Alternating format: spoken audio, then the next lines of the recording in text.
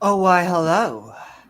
That's right. Welcome, misfits, to this episode of Skeptic Bible Study, Korah's Rebellion. Poke, poke, poke. Tonight, Moses defends himself against a rebellion. God decides to kill everyone again. Everyone likes sequels. And a kill count certainly gets racked up. So come join James W. and myself, Amy Newman, as we swing into the book of Numbers.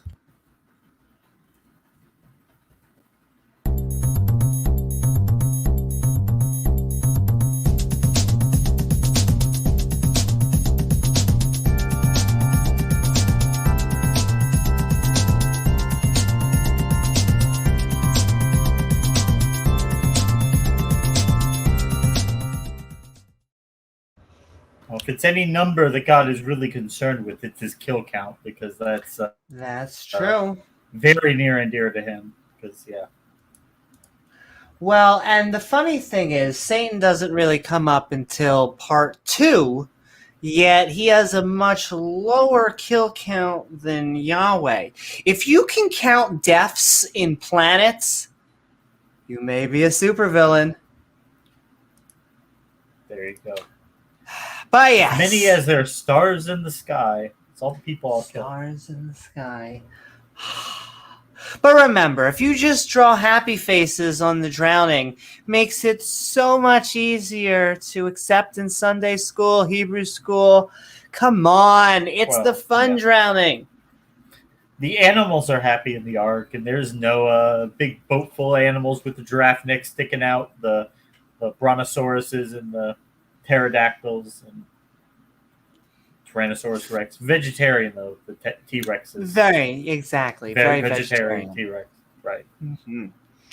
You wouldn't want to have them next to, say a gazelle without them being vegetarian, because, there might be some bibs being drawn on, some fork and knives. I mean, even if they just accidentally stepped on a gazelle and that species just went extinct. Oops. Yeah, if you kill just one, there goes the whole species, right? That must be awkward. Like, ooh, they killed Bob. Well, I mean, thank goodness all the viruses and bacteria survived, so that otherwise people wouldn't be able to get sick today. Wouldn't have to deal with. Well, they got off easy on the boat. That's right. Yeah. But if you're feeling fancy, don't forget to like, follow, or subscribe as you join us out there on the intertubes. And of course, now's the time if you have your booster shot to activate your 5G. Boop, boop, boop. Boop, boop, boop, boop, boop. Oh, love it when it connects easy. Well, it would probably make like the 90s modem sound, like the doo-doo-doo. Remember? Yeah, I almost missed that sound. Almost. Yeah. But yes, don't forget to also hit that bell icon, because that's how you get reminders to join our live streams. What is up, Internet? Sending love. Got Farron out there, Skywatcher, Doorknob Head. Woohoo! Sending love to you all. But all right, we got him backstage. We're going to hand it over to Gilbert so he can explain what we're about to read.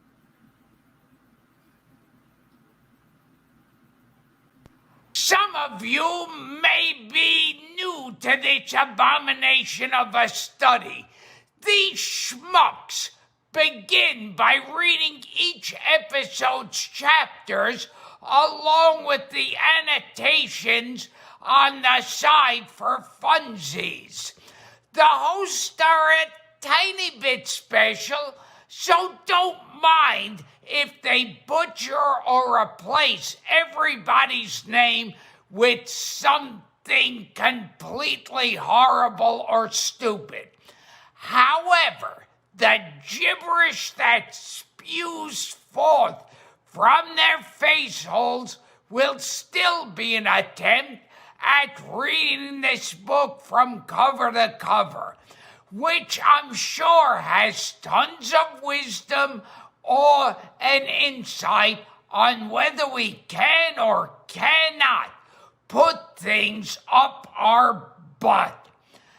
If you have time to waste screaming internet memes at random strangers, then join the Discord. Or scream at them personally at your YouTube, Facebook, and Twitch streams. Finally, don't forget to support these idiots doing more lame shenanigans at Amy Newman's Patreon page. All right, schmucks, back to you. Is that us? Is that us? I guess that's us. But thank you so very much, Gilbert. Thanks, Gilbert. In fact, you can find our Patreon page at patreon.com/Amy Newman. Is that where which it's at helps now? us. Okay. That's where it's at, baby. Plus, gonna be having the store almost up, getting a whole bunch of logos, but also we want to be having, I think, Today Satan. I think that's definitely a t-shirt. Today Satan, yeah. Today Satan. Perfect. But yes.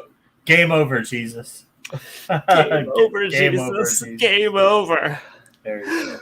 It helps us make even more fun content, including awesome Patreons like I can't help it. I fangirl. Went for the head this time. KO champ. Also, that's what he said. She said. Boom, boom, boom. Or they, them, there. Doesn't matter as long as you're having a good time. But sending love to the very masculine for Odin, KO champ. And also KO champ. And also Eyes from the Atheist Round Table and Tang. The network Gang. thing. Yo, exactly. We're connecting atheists, baby. Building the better community. Connecting with atheists or theists. That's right, baby. Connecting with whoever wants to have. The word is good faith conversations. I feel like just honest conversations. Yeah. There you go. We can. But yes, send in love to us, and also the better conversations, better community. I believe so. Tickets on sale as we make the event even better. It'll be bigger. Boom. Bigger and better. Be better, and we are Team Science, so it just makes sense in this time period. Because if the skeptics aren't going to be Team Science, I mean, who is? We have so much in this country. It shouldn't even be political. There are certain subjects. Vaccines are one of them. I'm open to it. If you want to do debate me, brah, like, That's fine, because I'm sure there are plenty of there's like a line. I'm trying to remember, like an airplane, just a line of skeptics. A condo line?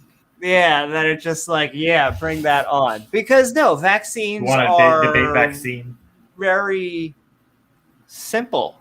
I don't know how else to say. It's just killing the vaccine. Once we know it's dead, putting it in the body so that we make antibodies, because all of our immune system is like, look at this thing in here. And look, funny enough, we have this, I call it a corpse, but a corpse is an animal. We have this thing here that we can now make a defense system for. And then people freak out about it for some reason. Can't take my vaccines. Shouldn't stereotype that accent, but mercury. Well, thimerosal, the preservative in the vaccine. So basically, the moral of this tangent, go get your vaccine, ladies and gentlemen. It's really not that hard. Prick a prick. Along with other pricks that, we all love in life. Amy will prick you. Oh, baby. But yes, sending love to Oz and sending love to One Up. Boo-doo, boom, boom, boom. He just came in the chat. Davenport. Hey, Ian. That's what he Speak said. Of the devil. And Sabas Tang Gang. If I could become any much of a goober, I would. I really would. But I don't think that's possible. I can't help it. I love the entire idea of just connecting. It is the one half-baked good concept that I give to theists is community. So if the non-believers are out there doing it better, baby. We can do it better. That's right. But yes, send in love.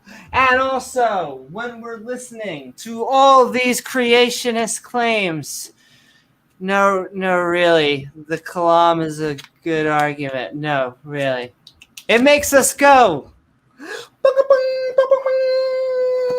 And grumpy old Cuss is right there along with us. He is. Because I keep on harping on the 6,000 to 10,000 year thing lately, because it really just makes no sense. I don't even understand how you get that from 6 days. It says 6 days.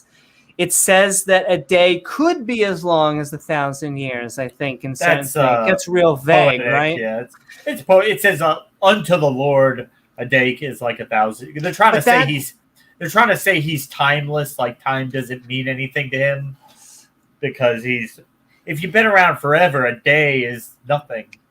What is a day? And if you're timeless, what is talking to every single human on Earth, because you want to have a personal relationship with them? Timeless, you're spaceless, meaning you're nowhere. But who are we? Who are we to ask for? Well, we're time people. We live in this time, so come down. Yes. Well, my new thing, the more I study contingency arguments, the more I'm like, it could be that the God is this ultimate blah, blah, blah, blah, blah, blah, blah, that is contingent and creating everything. But it could be, could it be that if these concepts of gods are mental, within our minds, and contingent on humans, well, that actually means that if we go away, so do the gods. Well, yeah, they go away. It could be. It could be. It could be. But yes, send in love to a grumpy old Cuss, and send in love to 3 princesses in one, rocking in the skeptic community, Diana Smith. Thank you, Diana. I need to get a Sailor Moon wand. I'm sure Amaretto's got one you can borrow. Oh, I'm guaranteed she does. But hey, don't we all need a Sailor Moon wand? She might not want to let go of her wand. It's how we fight evil monsters in the dead of night. Whatever works for you. Yes. At least that's what the talking cat told me. That is what the talking The cat. Cheshire Cat, yeah. Yes. Well, that cat too. Oh, just follow Alice, baby. Also, new Matrix trailer. I saw that, yeah. Keanu Reeves. Follow Been the over White 20 Rabbit. years since the first one. That Which was is crazy. 1999. Was it 99? I do believe that's when the first Matrix came out. Say, because of our quality education system, in my high school biology class, we watched The Matrix about 25 times over. Really? In my 10th grade biology, yeah. I mean, I love that movie. I was a big geek when it came out. I'm still a big geek. If you've heard me talk about this, I lament about the loss and hopefully the reclaiming of red pill and blue pill, because it used to mean this deep meaning about are we brains in vats? Before the pre-sups were making it annoying. We were able to actually ask that question without a condescending voice and do it in cyberpunk outfits. And it was The Matrix, ladies and gentlemen. But yes, I'm looking forward to that. I will say, woohoo, that's right. His icon is the Freak. Avatar. I think why that movie and movies like this, if you've heard me rant about visual effects, I think that one of the reasons that James Cameron is able to take people on a journey, why it feels dreamlike, because it's your first time experiencing it. And that is the exact thing that happened in The Matrix when you started to experience things like bullet time. And so they invented things. And when you experience it, like I just said, you go, what the hell was that? Ooh. And so, it was new. Mr. Anderson. Yeah. It was revolutionary. It was a whole new concept. I mean, for a lot of people. Matrix too. Yeah. Absolutely. Because I was definitely, my early 20s, I was about as intellectually deep as the shallow end of a swimming pool. And so it took me a little while, and it took me... Oh, so you were like in Praise I Am John Maddox territory? Uh-oh. It might mean that shots fired. It might mean you guys have to join us on our open mic. Towards the end of our chapters, we will be open. Dun, dun, dun, dun. But yeah, no, I mean, it took me a little while to care about my epistemology, how I know what to know. It took me a little bit because you go through, I think I was a theist-ish. Because with the raising, you do what your parents say. They push you. You just do things. Like I said, I only remember praying once, and it was for my keys. Like the legit stereotype thing. And it is such a... Just goes to show you also how privileged I am. So I was able to be sheltered and all this for so long. But I'm glad that the whole point of, like I was saying, this debate community of the non-believer community is to really challenge ideas. So it's great. The slow burn, baby. But okay. Do it to me. But also, who was just on with us? Oh my gosh. He was on for some serious tonight too, I think, with Dr. Really? Josh Was and he? Dr. Jim, yeah. Oh my goddess. Talking about just a Socratic gangbang of wonderful people. That's right. I was just talking about this to James the other day. I love that in the non-believer community, our rock stars are academics. People who know this, who know what they're talking about, and who will even more so not talk about things that they don't know. Oh my goddess. Like that combination, we fangirl. Even the guys fangirl about. We do. We go on Standing for Truth, and you'll see Dr. So-and-so, who has a doctorate in fish finding, and he's going to tell you why evolution is bullshit or why the flood is true. Whereas our people, our experts are actual experts in the topics. Yeah, they're publishing papers and they're putting their books out for peer review, and to me, that is the biggest checkmate against, especially Christianity, is the history. Fact that we know shit didn't happen the way it says in their book. We know that's not true. That they're not historically accurate textbooks. Right. The word I'm coming to use is a timestamp. If they are anything at all, they are a timestamp.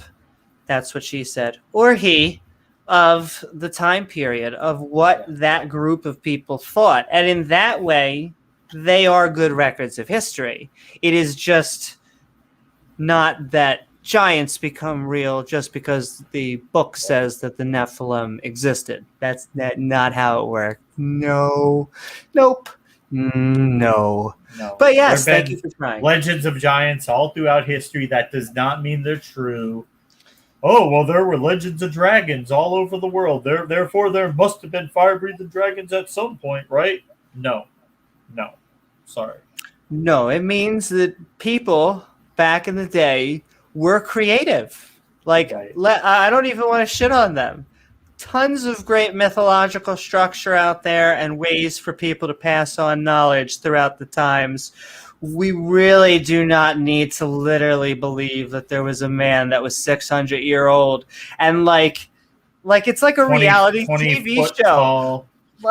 That has to be one of the first reality TV shows. Just a dude with his family trying to save the world. Right. Fuck, my family has to build the boat sitting here. But the thing that's so destructive about it is that it's all based on fear. That's all that it is. At its core, all it ever does is play on fear. Like the flood, people did bad things and it made God really, really mad. And what did God do? He flooded the world. Or, if you don't believe, God will kill you. And then he will do really, really mean things to you after you're dead forever. That seems to be a common theme. Hey, these people were complaining about God. They had complaints. What did God do? Well, of course, he killed all the people that had complaints. So don't complain. It's just, you might be attracted to people of the same sex, but you better not do it because God will kill you and do mean things to you after you're dead. It's just, all it is it's just route fear, almost fear-based mind control. And, it's toxic at its core. It is.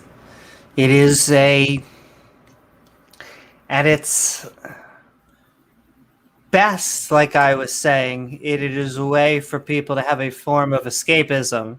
Right. Maybe you have community over here, but you also have the death, not the fear, the lack of fear of death, right, which I strongly believe is a bad thing that can lead to. Well, it's a huge motivator. Huge. And it doesn't matter what the religion, once you get rid of that. But,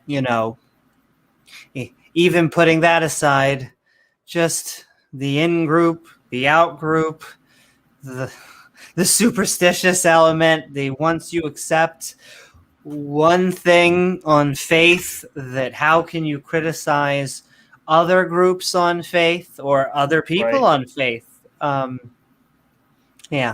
Once you make the decision that faith is an acceptable basis to believe something, then you've lost the plot. You've just opened yourself up to all kinds of things. And it doesn't mean you or I are wrong on a variety of different subjects. It's just that I think you and I are generally trying to use an empirical rational, methodological naturalist type of view. We're here to test things. We're here to see what makes sense. Frig out.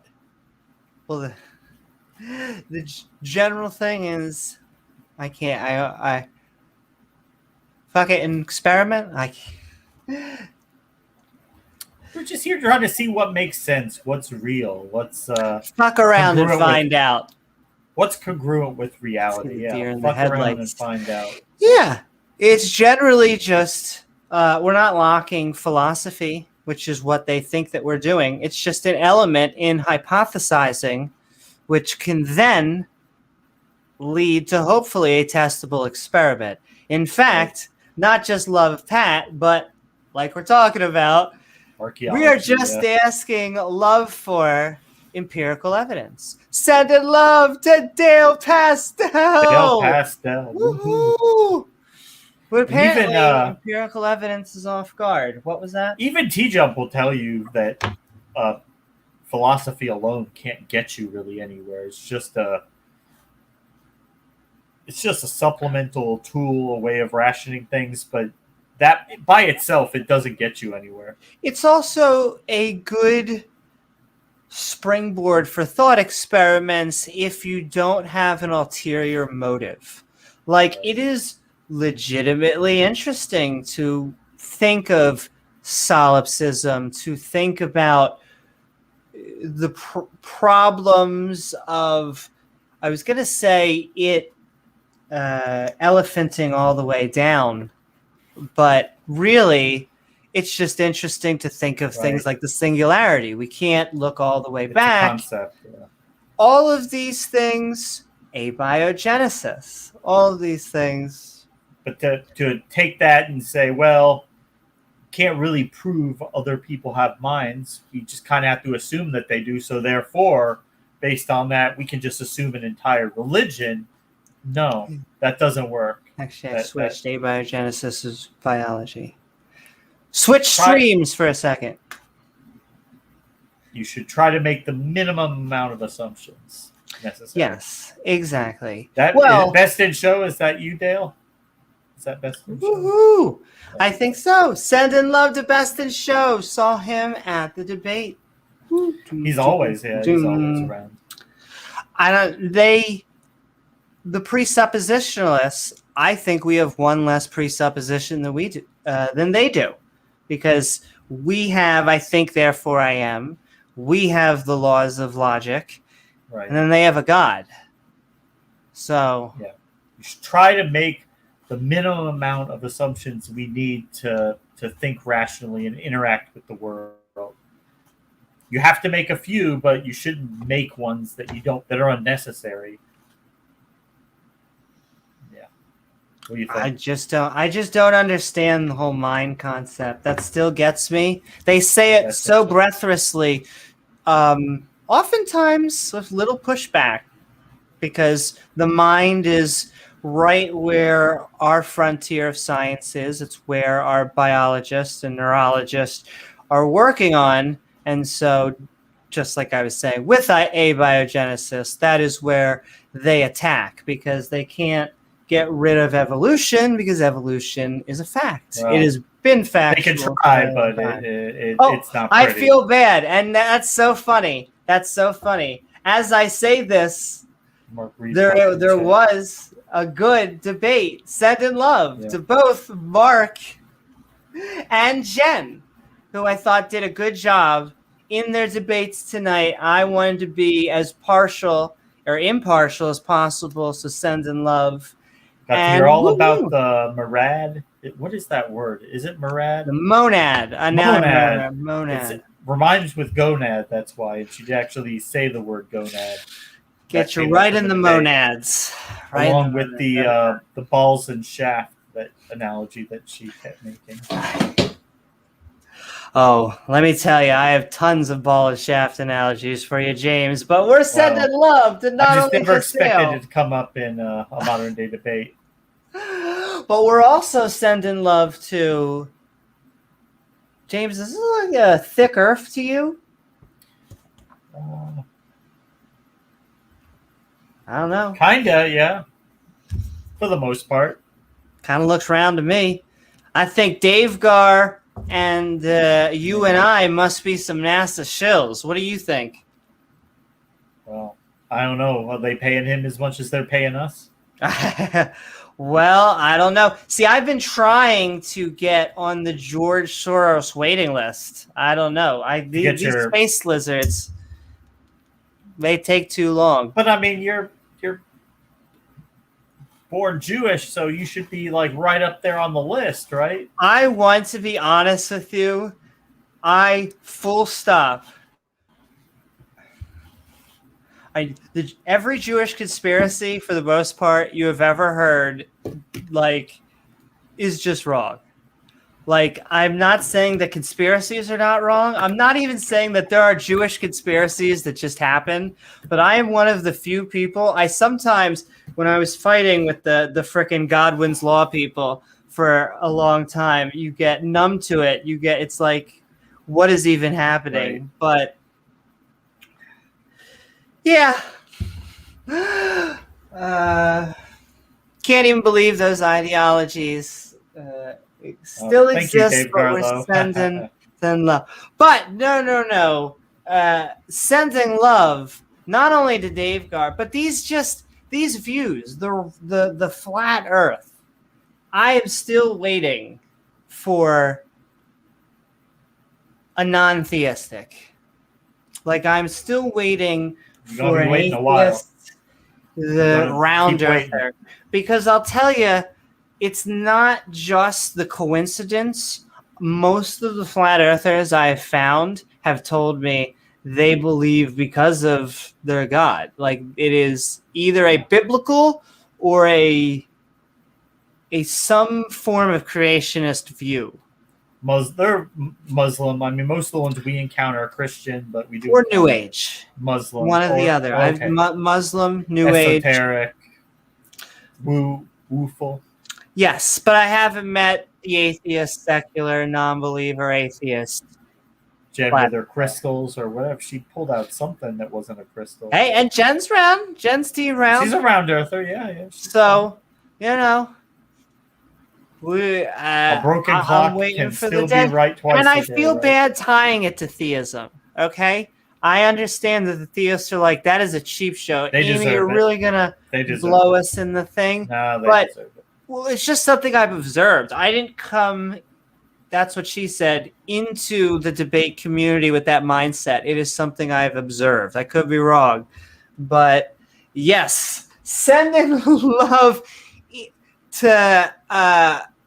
Earth is a cube. What do we do? The flurfers. Sending love even to the flurfers and the globe cards. Everybody says Earth is a cube, and we just did a study about the cube because we had to remember we had to break out of the slave pyramid system to the cube of freedom. Just that Kaaba and Mecca. And so I'm going to do the preface. We love finding basically the dredges of. We found someone who didn't believe that Abraham Lincoln was real. Was that an atheist, James? No. Oh, and that they didn't believe to begin with. That was satire. An A-Lincolnist. But that kind of humor, you expect that. But we had some fun with that. And then this person was super serious. Oh, my lordy of nationalism. This person tried to say that Moses totally went to Mecca. No, like super really. And not only did he go to Mecca, but we should go reclaim it. Okay, buddy. He said first. The Saudis will call America and Israel and ask us to militarily intervene. Ring. Yeah. But that was a fun episode because it brought like all the Abrahamic religions and the atheists together. We were like, no, this guy's Pat on here to woo, sending love, Pat and Dale and Dave Gar and all of everybody, but also the lead hyena of the pack. I just had dun dun dun dun. The lead hyena, boom, boom, boom, because we love carnivora who didn't happen to be vegetarians. It's okay. the meat-eating animals doesn't mean that they were bad guys. No, okay? It's just the way evolution made them. Not God. Yeah. Evolution made them that way. In fact, I think most humans have an affinity for predator species because you can see the edge in their eyes, a little bit of intelligence, and that's why we like dogs and cats. That's why we like all these animals, because we like bunnies and goats and sheep too. We do like bunnies and sheep, but you're right. But I think that a lot of appealingness, at least I love just seeing the curiosity in my cat's eyes. He heard you calling out. When they're not knocking things over. He heard you calling him out. Who? See, Gizmo.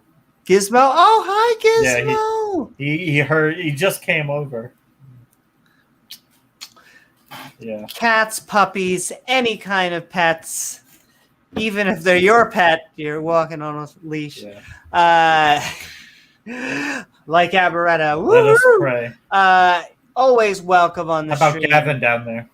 About Gavin. And I will say, How is he down there? I swear. Gavin, I don't know if this is a spoiler. Can we tell them? Are you sure? We may be debating. Gavin and I may be debating on Praise's channel. Wow. We're still setting that up, he says. But hey, no, I've been looking forward to this. Well, good boy. Good boy. Just keep doing tell him to just keep doing what he's doing down there. It looks like he's doing a good job of it. He's doing a good job.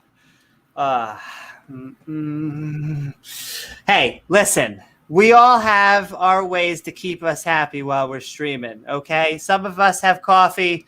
Other of us have sending love, Gavin. Sending love to all of our Theos friends out there. Doesn't matter who you are. Well, okay. It's the DMT, I swear. I truly love everyone. You can look into my eyes, ladies and gentlemen. I am an eternal joke. One with the universe. Okay? I would put the clown nose on my nose if I could. Nonetheless, I know it is this weird thing. It actually sounds cheesy as all hell to say all the mumbo jumbo and the labels and all that. One with the universe. Yeah, I don't even like completely the term ego death, but it was just like, not that I had a lot of hate in me to begin with, but it was like a drain and just, and it sounds corny. It sounds cheesy. It sounds, I know this is like, it sounds like Joe Rogan. Yeah. I am a fan. Some people, YouTube monetization, if you're hearing me right now, then I completely don't support it. But if you're not listening, then I just do support everyone trying a psychedelic once in their life. Just at least once, preferably actually with someone wiser or have taken on the subject than you have, so they can guide you a little bit. But it's just nice, especially if you're interested in consciousness. Yeah. Once again, you shouldn't believe the things that are happening. It's so funny. I talk about all this, but all this consciousness, all this stuff, I feel completely grounded to the natural world, which is another, I don't know. I feel weird saying that that's weird, but you do all this stuff. Nope. Give me an appreciation. Feeling, knock, knock, natural world. It just gave me an appreciation. I just love humans. They go about doing their human things. It almost makes me feel proud, which is a weird thing to explain, but I guess they're my brothers, they're my sisters. I love you all. Mwah. But yes, sending also love to the final Regis. I think Doorknob Head wants to do a pants drive for Gavin to collect pants and send them to Gavin. Ask him what size he is down there. Good pair. Gavin, what size are you? Oh, he can't really check right now, but he's busy. The next time, got a mouthful down there, Gavin. He forgot this time. Well, that too, baby. Dun, dun, dun, dun, dun, dun. And by a mouthful, if you mean that I am feeding him properly, absolutely. Is that like a kibbles and bits thing? I don't know. Ladies and gentlemen, during our Skeptic Bible Feed him studies, only one thing, but feed him well. That's right, baby. Ice cream. Feed him only ice cream. Oh, I love ice cream. During our Skeptic Bible studies, we try to greet everyone on the screen. Hi, everyone. Hey, However, if you want your specific thoughts read out loud, or at least shown on screen, then feel free to tag James or myself in chat at Amy Newman. If this is your first time to the series, you may be asking, what version of the Bible are they reading anyway? Well, that's a fantastic question and leads us to our categories. Before we begin, I'm going to start by going over the specific Bible we'll be reading, along with some helpful category marks. Categories, you say? Why, yes, I do. You see, we're going to be reading from the Skeptic's Annotated Bible, an entire King James Bible lovingly fawned over by a skeptic who decided he would add his own notations. These are little flagpoles of sanity put in use to remind us that, hey, maybe slavery is evil, including categories like absurdity, injustice, and cruelty, but also a good amount of intolerance, contradictions, and conflicts with science or history. That doesn't mean it's not packed full of misogyny, false prophecy, and some questionable biblical family values. Now, we won't skip the good parts that the Bible has, only that these passages seem far fewer in number than any priest or pastor seems to suggest. So without further ado, won't you come join the Skeptic crew?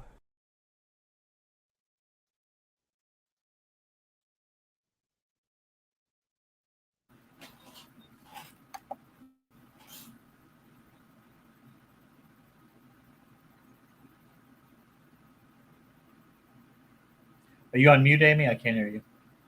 Oh, I do have to do it at least once a stream. I have to double tap. Minimum. But okay. I'll keep on saying hi to everyone. But with that, welcome to our Skeptic Bible study. On the previous episode, sweet and savor sauce. God commanded Moses that he wants offerings that have a sweet savor to them. Then instructed us on what to do if we sin through ignorance. Oh my. Before randomly stoning to death a man collecting sticks. It happens. In this episode, Korah's rebellion. No, not the great Nickelodeon show. Moses defends himself against a rebellion. God decides to kill everyone again. Oh. And a kill count certainly gets racked up. So with that, how are you tonight, James? And are you ready to get into numbers? I think we're all ready to plow right on in. Who is this Gavin? Gavin is a Christian in the debate sphere. He's one of Praise's acolytes. Woohoo! That's right. And maybe I may be debating him. We might be getting this set up. And hello, in fact, sending love out there to the Twitch sphere. Is this a debate, justice proving Christian God or clock watcher God? Well, in fact, this is our lovely Skeptic Bible study. We are going through the Bible chapter at a time, cover to cover, though we may be roasting it just a little bit. It needs it. It deserves it. Sup, Mark? And I just want to say thank you, Best in Show, for complimenting me on the moderating. And Mark, great job debating tonight. There was a debate on modern day debate on evolution on trial. Go check that out because it was a lot of fun. And gonna just say hi to a few more, and then we are breaking into the Book of Numbers, chapter 16. Dun, dun, dun. Oh, saying hi to Nicholas and Farron and everybody. I think we're caught up. And with that, ladies and gentlemen, I think we're going to move in. Got a couple interesting categories over there. And so we have both laughing because we're having a good time. We're having a good time. That's really what you think of when you're reading the Bible, is a good laugh. But not only are we having a good laugh, and I have to find my Bernie Sanders little figurine. So I have my little Bibble, but the Bible is getting political, ladies and gentlemen.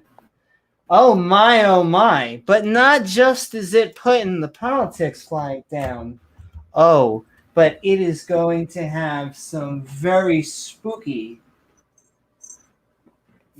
Da, da, da.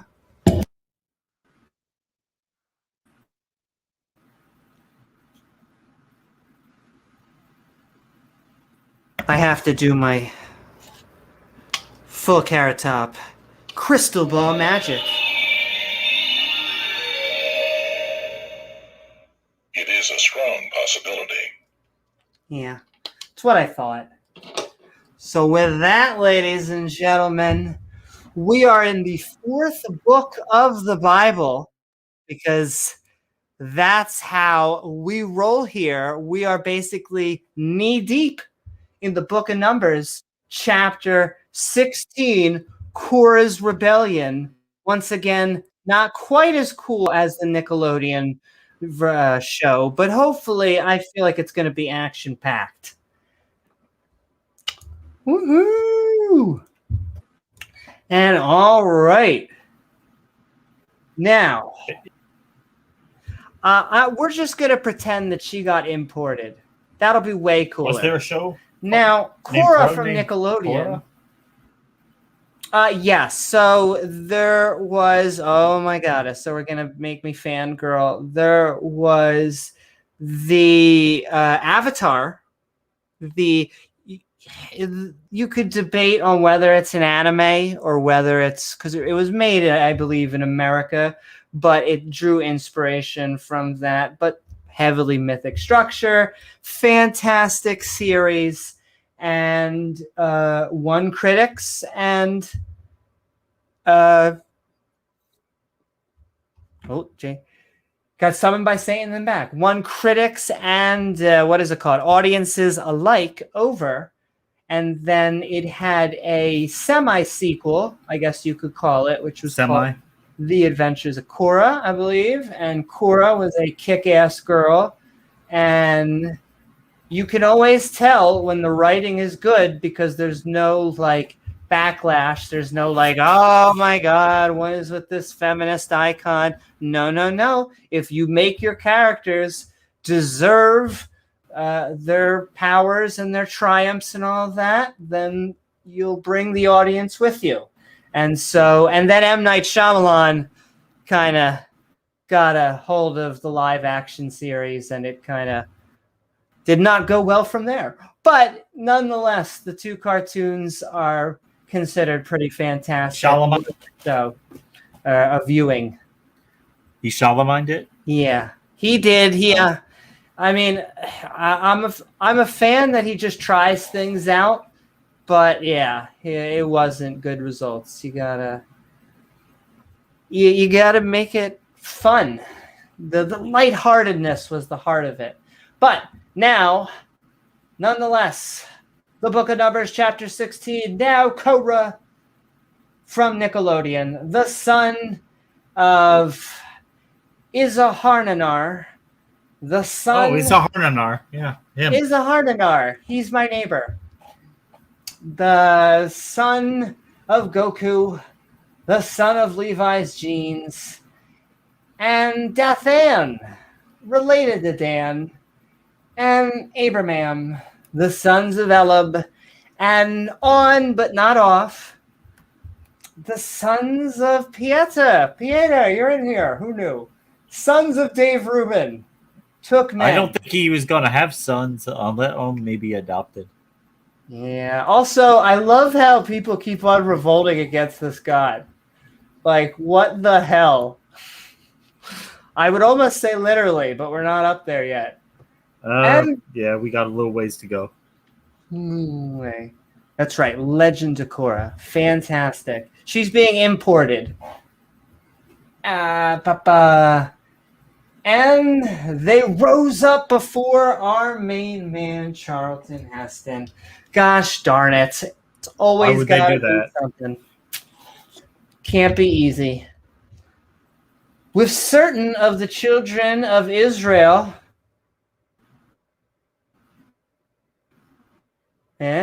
Israel?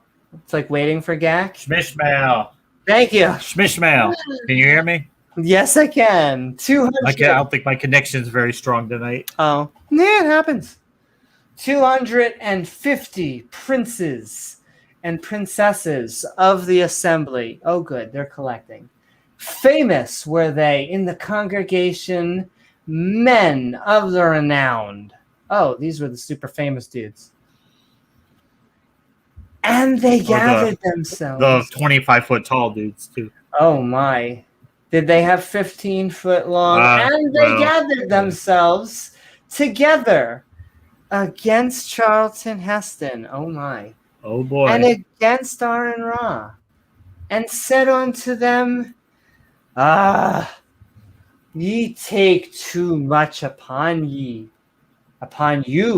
And seeing all the congregation are holy, every one of them, not even like half, it was every one of them.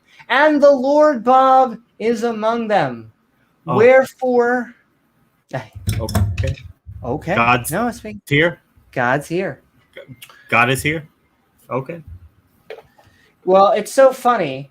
God seems to be first person here and in the Torah, but we can't seem to get God to be first person with any of the people who ask for him in the modern time period. Yeah, that's just silly. Like, who are you to ask for that? Ask for what you want to ask for what they got. I mean, you've got the Bible. You can just read that and believe it. So there you go. There you go. And they gathered against themselves. Checkmate, together atheist. Against Checkmate Atheist, against Charlton Heston, and against Aaron Ra, and said unto them, ye take too much upon you. You just really do. You take it all upon yourself too much. Seeing all the congregation are holy. Oh, they're casting holy spells? Every one of them. And the Lord Bob is among them. Oh, wow. Hey, hi, Lord. Wherefore then lift ye up yourselves above the congregation, above the Lord Bob. Okay. So let's just get this straight. Korah, Dathan, and Abraham, along with 250 princes of assembly, rose up against Moses and Aaron, saying, you take too much authority for yourselves. Everyone in the congregation is holy, and God is with them. That's right, everybody. Why do you lift yourselves above God's congregation?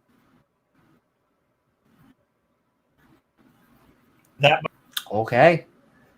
It's just interesting they're stepping up for themselves, but this hasn't worked out well for the other people in the past. But then again, it's just so funny that a God can even be revolted against.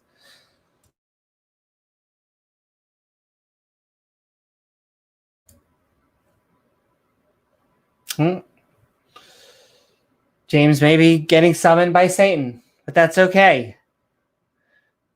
Oh, he's coming back. Every once in a while, we sell timeshares in hell. It does happen. But we're going to keep on moving on as he tries to make in a final sale. The really good ones. The really good ones. With the fluffy pillows and the Newman condoms under the pillow. Woohoo! That's right, baby. For that special occasion, that special someone. Or two, if you're into that kind of thing. And when Moses heard it, I love this passage. When our main man, Charlton Heston, heard it, he fell upon his face. Just fell right over. We're not even making that up. That's as you do. That's normal. Normal. We all fall on our face. Well, we all fall down. And he spat onto Korah from Nickelodeon and unto all his company, saying, even tomorrow, maybe tomorrow, the Lord Bob will shew even onto his shoe, who are her and is holy, and will cause her to come near unto her, even her unto whom she hath chosen, will she cause to come near unto her. That's a word salad if I've ever heard one. So what did he just try to say? When Moses heard it, he fell upon his face. What the hell, first of all, and said to Korah and his companions, tomorrow God will show who belongs to him and who is holy. So veiled threats? Cool. Yeah. Standard fare for the Bible. Standard affair. Standard fare. This do, take you censors, Korah from Nickelodeon, and all his company. The censors. You don't want to bleep. You don't want to say lots of curse words. And everything was fine until you put the Fire Nation therein. And we also burned some incense, but it was on sale in them before the Lord tomorrow. I'm not going to do, but yes, tomorrow, baby. And it should be the man whom the Lord Bob doth choose. Oh, we're choosing now? She shall be holy. Very holy. Very holy. Ye take too much upon you. Ye sons of Levi's genes. Oh, I know how it is. And Charlton Heston said unto Korah from Nickelodeon, hear I pray you, ye sons of Levi's jeans. I understand. It's a hard job selling jeans. Mall jobs are never easy. Seemeth but a small thing. Well, they have pills for that. It happens. On to you. It happens that the goddess of Israel. Shmishmal. That's right. Israel Shmishmal have separated you from the congregation of Israel. Shmishmal. To bring you nor to himself to do that hot, wild service of the tabernacle, oh my, which of course is our portable tent that we built like chapters ago. Don't make it too hot. Oh my.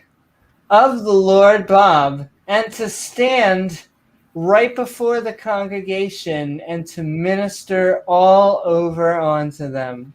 Right in front of the whole congregation? Right in front of them. And he hath brought thee near to him. Oh my. Now it's getting hotter. And all thy brethren, the sons of Levi's genes, will be thee. And seek ye the priesthood or the paladinhood or the roguehood class. Just the Druidic hood? Just the Druids, exactly. Druidic hood. Sup, Materialist Dan? Hey, Dan. That's right. If you just joined us, we are reading Numbers chapter 16. We mostly read it, we're trying to get everything out here as it says page for page. We may play with a word or two, just having some fun. We have to have some fun with this. Exactly. Come on. But we're reading it cover to cover, baby. We're reading all of the exciting stuff. The chapters, I'm pretty sure, don't you guys remember in Sunday school and Hebrew school reading, for which cause both thou and all thy company are gathered together against the Lord? And what is Aaron, that ye murmur against him? Oh, back to the mummering. Back to mummering. Mum. Oh, is there going to be a parade? That's fantastic. Okay, what did we just read? Korah and his companions will put fire and incense in their censers, and God will choose who is holy. See, I'm telling you, first reality TV show, right up in here. Reality TV, God style. He's going to pick. He's going to give one person a rose. And the other person gets a severed human head. Well, I'm not going to give the spoilers of what someone else gets, but let me just say, it ain't good. And Charlton Heston sent to call the nephew of Dan, Dathan, and Abraham, the sons of Elab. Elabam, exactly. Which said, we will not come up. That sucks. Yeah, I know. Once again, if you're saving yourself for marriage or you have a problem, there's pills for that. Is it a small thing? That's what we're talking about. Yeah. That which thou hast, getting very Shakespearean, hast brought us up out of the land that floweth with milk and honey, to kill us in the wilderness of RuneScape, where they do PvP. I feel like we've heard this movie before. I know, getting so dramatic too. Except thou make thyself altogether a princess over us? Oh, fine. You get to be the princess, Amy? I do. I wouldn't want to be Yahweh's princess, though. That is not a Jewish American princess that I want to be. Moreover, thou hast not brought us into the land that floweth with milk and honey. No, I'm not repeating myself. Or given us inheritance of fields and vineyards. Oh, now we're getting to the good stuff. Break out those vineyards. Vineyard, yeah. Wilt thou put out the eyes of these men? We will not come. Ever? Ever. Ever? No. They're saving themselves. What did they just said? We won't come up, even if you put out the eyes of these men. I'm just saying, I would not want to tempt this God. I would say I would try to. I go back and forth. Because you always say, I like to think if I was right in front of this guy, I would be like, hey, dick sauce. I don't care if you're calling us our chosen people. Please go take a hike. But man, these guys... Dick's called God dick sauce. Because he is. He's a little bit of a not nice guy. But these guys have been in this chapter forever. Like, they are way past the golden calf. They are past. We just had a rebellion last chapter. Like, I don't know how to tell this God, but if you are playing Sims right now and your Sims just upright revolt against you, I think you're doing the game wrong all the time. I know, yes. It'd be like a real-time strategy where your troops decided to go against you. Like... No. Totally. Design. Totally. Playing Age of Empires and all your troops just kill you. Yeah. Yeah. It makes no sense, except from a mythological standpoint. Yeah. That's where I give the one leeway. It is where I give the olive branch. I know why these people wrote this, or I like to think I'm learning why they wrote the Torah and then the New Testament. But that being said, my goddess, this is not true. They wrote this because they didn't know better, because they didn't know germs. So they had leeway. They had an excuse.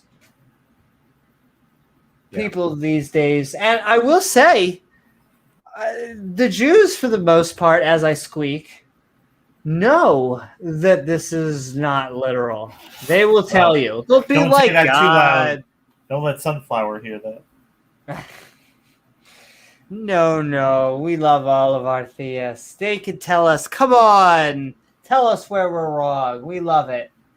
Makes us hot and bothered, baby. And all right, we're moving through. We're reading Numbers chapter 16. If you just joined us for our Skeptic Bible Study, you can join us on Facebook, YouTube, or Twitch. That's right. We are streaming out there on the interwebs. And all right, Moses and Moses. The movie was actually good. I won't shit on the movie. For its time, Which one? It was good. Ten Commandments? Charlton Heston. Yeah. Ten Commandments. It's a good movie. Why we talk. That's what they use movie, mythic structure.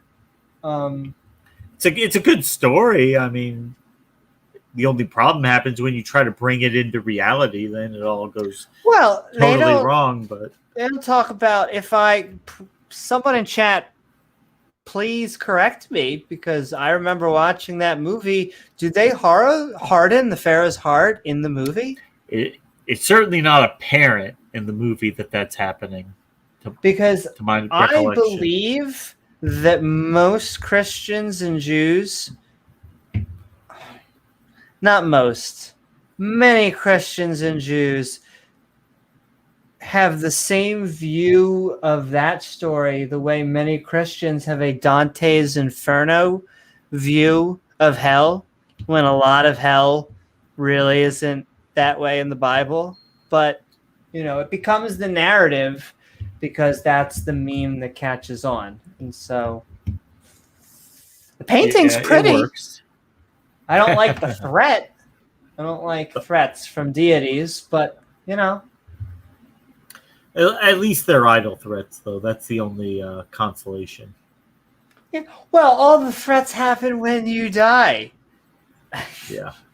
As someone, once again, I'm probably a broken record. You could probably make a compilation video. As someone who was not raised in a hell culture, you're not going to make me fear death. I fear dying. Dying, don't want to go through that. Death, not afraid at all. That's like somebody. You have a good time at my funeral. I'm going to beat the crap out of you. I am going to kick your... No, I'm not going to do it now. I'm going to do it after you die. Yeah, after you die. After you're dead, I'll beat the crap out of you, but... Okay. I'm not going to lay a finger on you now. It's just a weird threat. If anything, it just pisses me off because I can feel their intent. I translate when theists say God loves you, I instantly translate that into I love you. Okay? That may not be wrong, but in my mind, it's uncomfy. Saying our emotions sometimes. Don't know if it's the going back to the trips or it's just who I am. But I find it very easy to say, I love you. Yeah. I love all my theist brothers and sisters. Sometimes it's hard to say that. So you say, God loves you. I get the message. You're saying I love you. Though in the opposite direction, I understand when you try to say, oh, you'll get yours. In the end, I don't view it as God. We do the apologetics where it's God doing the baseball bat. Like But I actually interpret that to like them being like, I don't have a rebuttal, but I'll be right behind God watching you burn, and so that will make up for it. It's like, okay, buddy, calm down. Well, like who was that? Christopher Hitchens. He's in hell. Up my own I sound. think that was the preacher. Christopher Hitchens in hell. Matt Dillahunty's going inside the snake with Aaron Ra from Snake Boy. Her sound is off, guys. So. Moonlight must have stepped on the wrong chord again.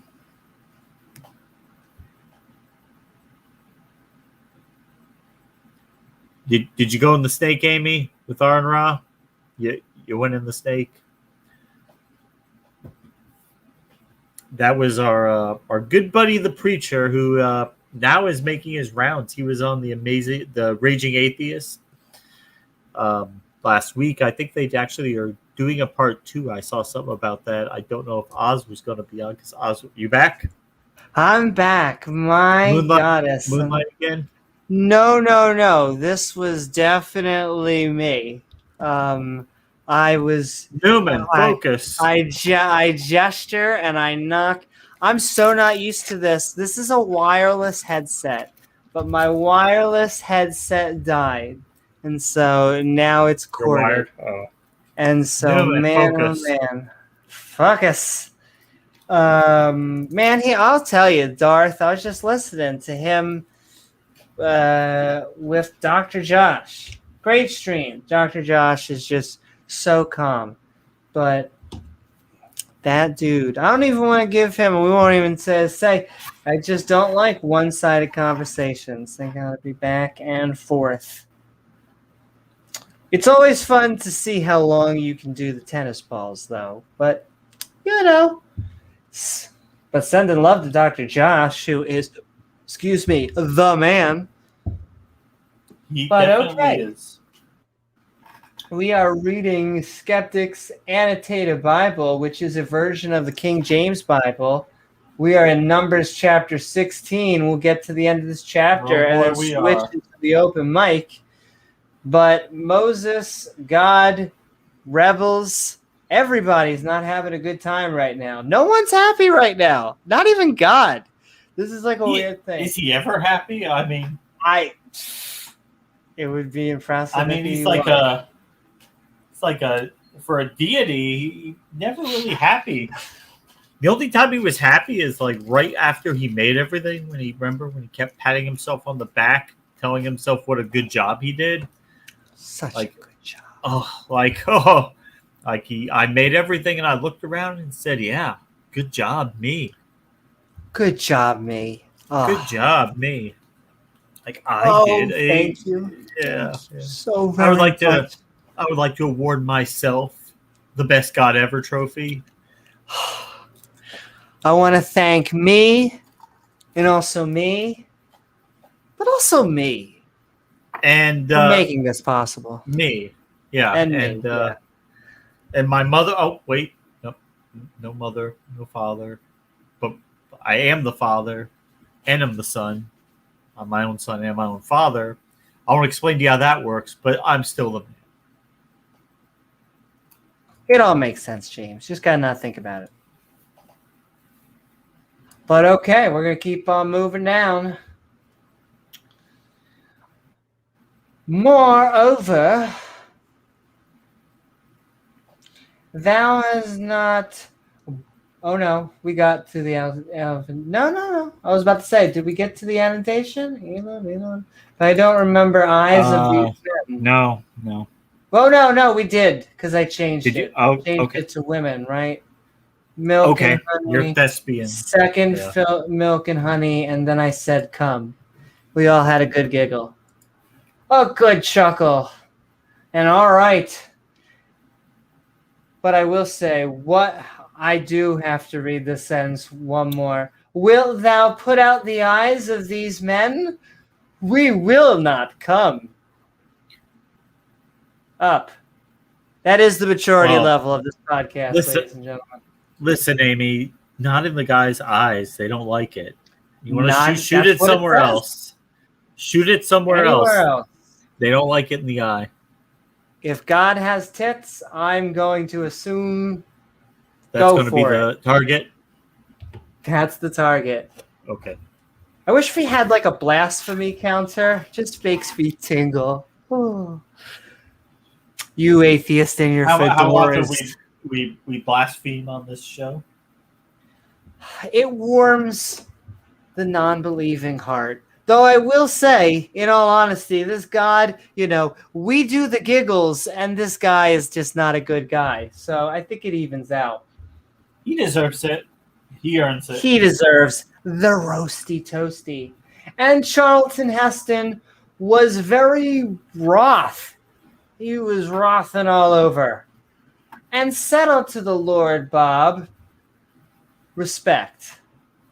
Not though the offering, I have not taken one ass. That's what That's says, it? ladies and gentlemen. Oh, not even one? Not even one ass from them. Neither have I hurt one of them. Moses was angry. Now he gets pissed off. He didn't get pissed off when Aaron Ra's sons were dead. Now he's angry. Moses was angry and said to God, don't respect their offering. I haven't hurt them or taken one ass from them. Yo, this is a three-way triangle right now. It is a three-way something. I just think it's so funny that you could even have this argument with a God. It definitely doesn't fit with the rest of the with how they deal with him today. It definitely doesn't. Yeah. Yeah. With how they talk about God today. And, Totally different relationship when you can actually talk to him. Well, now he's all nebulous. They do not defend they only defend a triune God to Christians, other theists. They try to stick to science or philosophy. When I say science, they really don't. They try, because for the most part, the creationists just butcher science. But Wow. They only they like to defend claims that are untestable. Those they love to defend.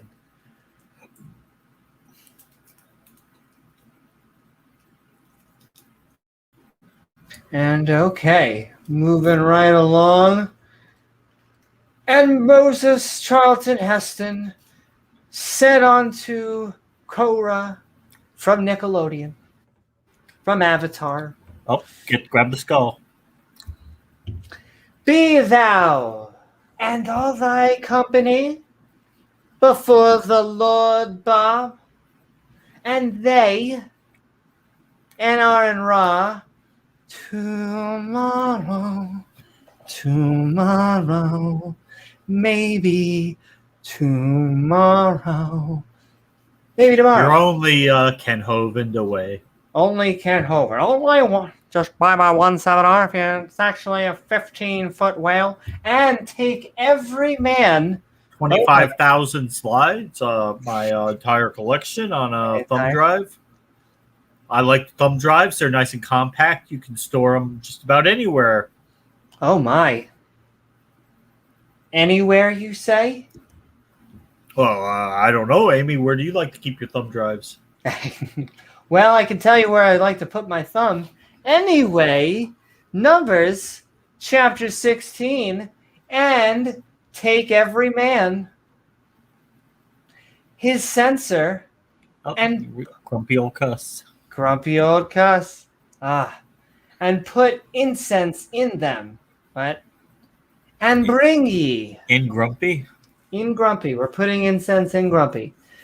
Bring ye before the Lord Bob every man his censer, and 250 is about how much it takes to get a good deal around here.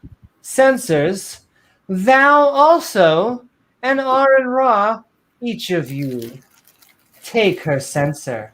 So Moses said to Korah, "Tomorrow you and your companions will appear before God." Oh, that's totally gonna end well. As will Aaron.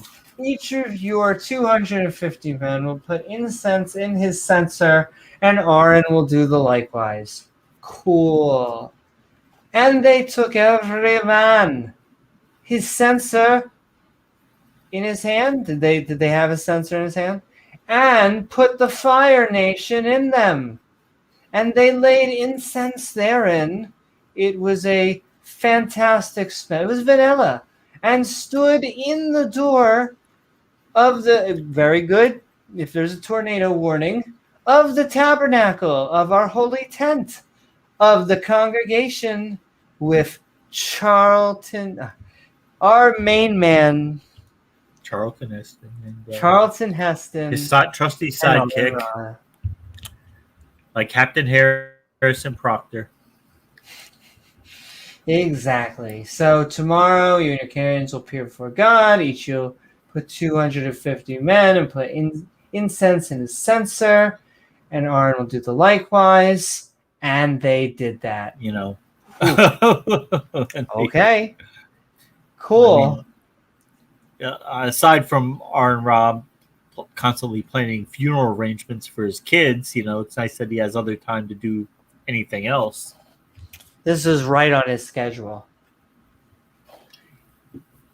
Maybe God will kill more of my kids today. Yay! I love God. God is so nice.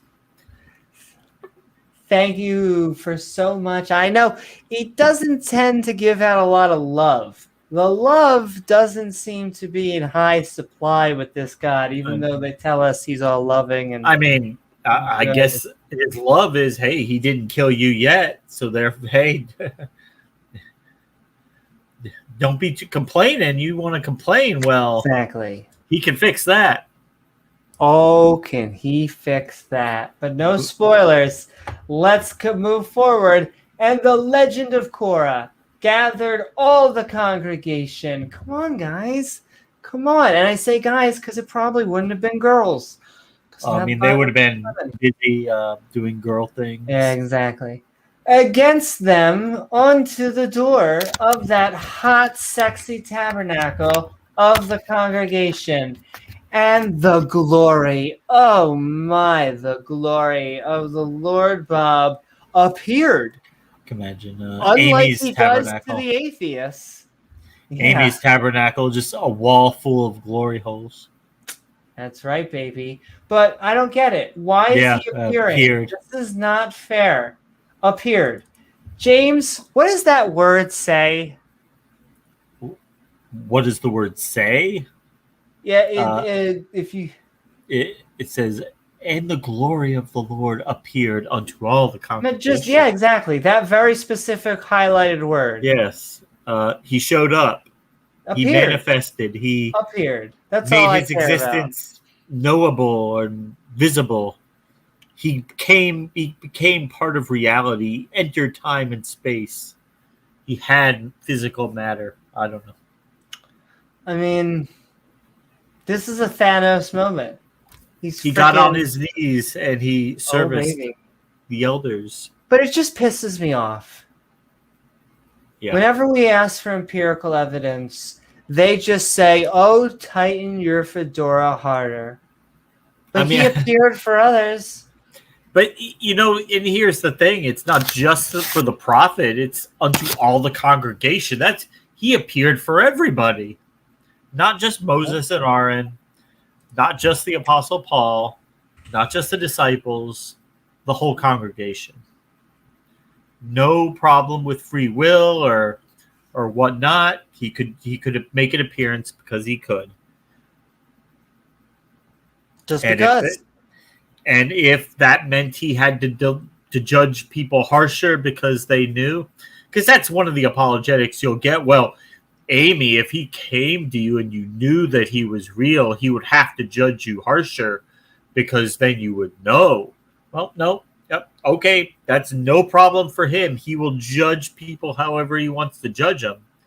So they'll say, Amy, his his not appearing to you is an act of mercy, because if he did appear, then he would have to come down a lot harder on you, and he'd probably have to kill you like right now. But he wants to wait a little bit to kill you. So yeah. But then, why Moses? Why does he get the special treatment? Why does he get the Because God doesn't care. He literally does not care. He's not going to do things special just so he doesn't have to judge people. The guy flooded the whole fucking planet. I mean, come on. All the babies, all the animals, he flooded the whole planet. He literally gives no fucks. So yeah, he doesn't give the whole idea that he's hiding himself for your benefit is just no. It's silly. Very. What is it? Divine hiddenness? Where is he out? Christians, divine hiddenness. Jews, I guess, because this really is the Torah, but most of them know it's not if true. They believe in him. Yeah, the hardcore theistic Jews, the Hasidics or the Orthodox. Just needs to show up. Don't know why he doesn't. And all right, we're moving right along. God decides to kill everyone. Oh. But Moses talks him out of it. That escalated quick, huh? Whew. Yeah, it always seems to go there with this God of war. But we got 4 categories on the plate. I guess according to like a Calvinist theology, he knew he wasn't going to kill him all along, so he just made Moses feel like he was convincing him. I don't know why Moses and Aaron, though Aaron doesn't talk a lot. Aaron just gets his son zapped and then does all the heavy lifting, while Moses just chit-chats with God and sometimes complains. A very far cry from his like epic adventure at the very beginning. Now he's like doing paperwork. God's bitch. But all right. Not only are we laughing, we are having a good time as we read the Bible, because who doesn't have a good old laugh while you read the Bible? But turns out there's actually gonna be some violence. Woo-hoo! Really? Stabba. Bum, bum, bum, who would have thought the God of War? I know, right? But not just violence. Little bit of injustice. You gotta keep it. Gotta mix it up. Peanut butter chocolate. I mean, there's no sense in violence if it's appropriate violence or if it's necessary. It should be unjust. And James, we just don't understand the 4D chess. If we understood his 4D chess, if we were as smart as him, then we would totally understand why he kills so many people. He must have a good reason for it, right? I mean, he must, because he just must. Of good reasons, it took me a second. I had to look really hard. I can't believe I'm saying this, but there might be a contradiction in the Bible. Where would you get that idea? I know. You would just pull that idea out of Never Never Land. I mean, silly. That's a very dangerous thing to say. That's actually dangerous because that could lead people to doubt the text of this book. That would lead people, their faith, it might weaken their faith, Amy. Yeah, and why would you want to do that? Oh, right, because faith is not a pathway to truth. Well, maybe we're using the wrong tool. That's right. Using the wrong tool. Why would you want to use science, the only methodology, or one logic, of the best methodologies reason, we currently have to getting to truth? Looking for evidence. It doesn't work in Bible land. Yeah, doesn't work. But as I scream into the microphone, God decides to kill everyone, but Moses talks him out of it. Louder, baby. Numbers chapter 16. And the Lord Bob spat all over onto Charlton Heston and onto Aaron Ra, saying, "Oh, baby, separate yourselves from among this congregation, that I may consume them in a moment." That sentence got more evil as it went on. Oh, I'm sorry. God said to Moses and Aaron, "Get away from the congregation because I'm going to kill everyone." Once again, ladies and gentlemen, this is what a supervillain says. Like, I understand it has supernatural in the root word, or it has super. It shares the same root. But if you're the guy killing everyone, I'm not sure you're the hero. I mean, why would he kill people? Is it because he can? Yeah, that whole free will thing just kind of went out the door. Because he can. He did it because he could. Because he could. And all right, the most dramatic moment ever. And they fell upon their faces. Once again. Can't make this stuff up. This is slapstick comedy in the Bible. Like, can I just try? Who would have thought these scribes writing it, that we would get so much comedic value out of it today? Yeah, that is ridiculous. This is some Three Stooges shit. They keep on falling on their faces. Ladies and gentlemen, if you're listening, we're not making this up. We're not. Maybe we're being trolled by the scribes. Roasting and toasting, but I think the Bible's trolling us. And they fell upon their faces. We might be being trolled by these scribes. I think they're so. like 3,000, 2,500 years from now, people are going to be reading this shit, and they are going to be laughing their asses off. They'll think it's actually true for like another 2,000 years, but still. And then we have to deal with Christians and Muslims and more offshoots, the Mormons and the Jehovah's Witnesses. And thank you. If he even existed, I grant you that, Skywatcher. If he existed, that would be a accurate description of him. And also, Oz and James are sitting over saying Jesus is a myth. I'm over here saying, why prophets? Prophets should not exist. I really don't understand the middleman with God. Moses ain't doing a good job. You can see where this gets him. He's got like the worst job in history. A bad job. He should have quit a long time ago. But you shouldn't be working with a God that's looking for chosen people. If a God says you're his chosen people, that's the evil God. I just no. Hey Moses, group.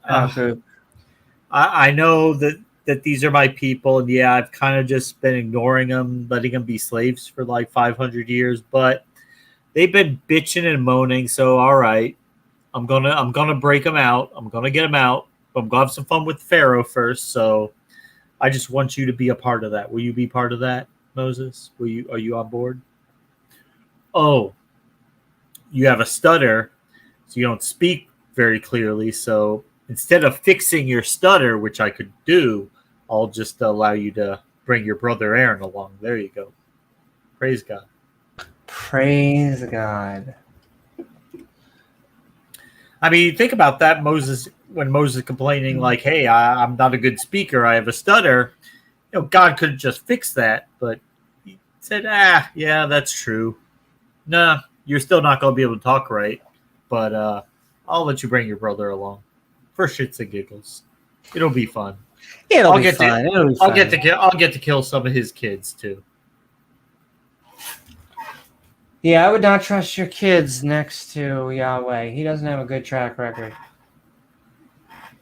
Not good babysitting tactics. Let's just say that. If you're going to throw the kid out after he ate an apple, if you're going to punish them forever and for eternity because they didn't know good and evil, I think that's on you, deity almighty. But No, but I told him not to. I totally told him. I did. I promise. Yeah, I told them. Therefore, it totally makes it okay. Yeah, that's like telling your kids not to do something. Like and leaving them, sticks of dynamite out in a group of kids. Hey, I told them not to mess with it. I don't know. I don't know why they decided to blow the place up. Yeah, I don't know. Makes no sense. None at all. All right, we're moving along. So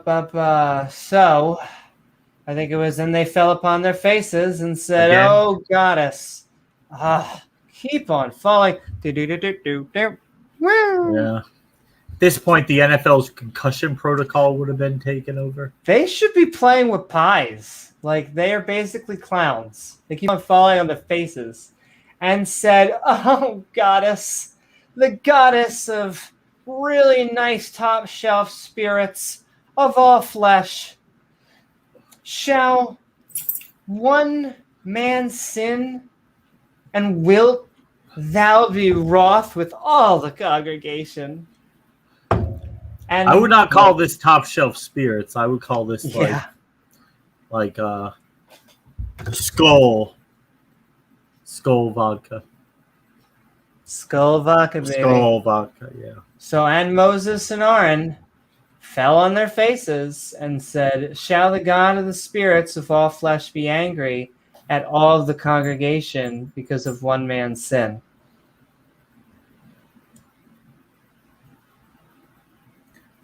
Praise God. Praise God. Well, I'm sure because Moses asked, everything's going to turn out all right. Hey. I have a good hope. He's got the one-on-one line with God.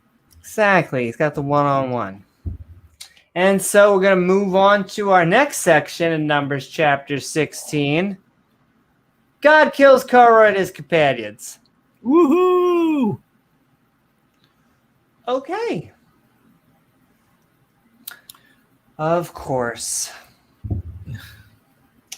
I mean, things were going too well. You're just waiting for somebody to die? Just waiting for someone Waiting for somebody to do something horrible like pick up sticks or have some strange fire on their possession.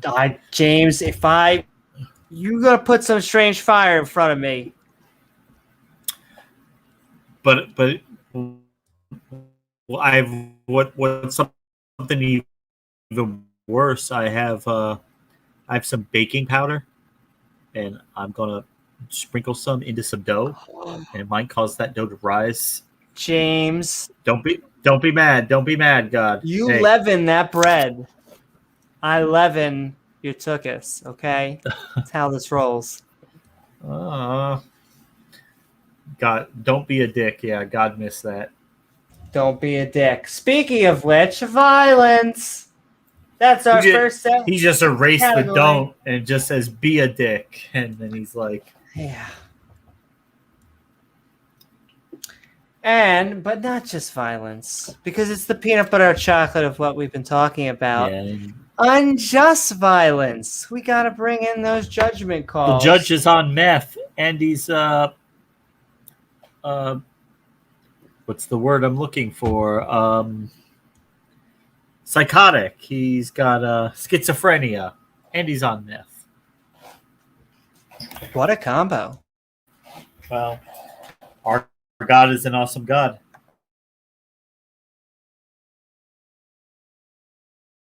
And okay, not only that, but he's also kind of an unjust God. Turns out that it's okay. You need to just meet other octopi, and then you'll be fine. No, or other sea creatures. But what if I just kill them all? Then I'll never have to meet them. Yeah, I guess if you kill everybody, then you can. Doesn't matter, right? They'll never make me mad again. Yeah.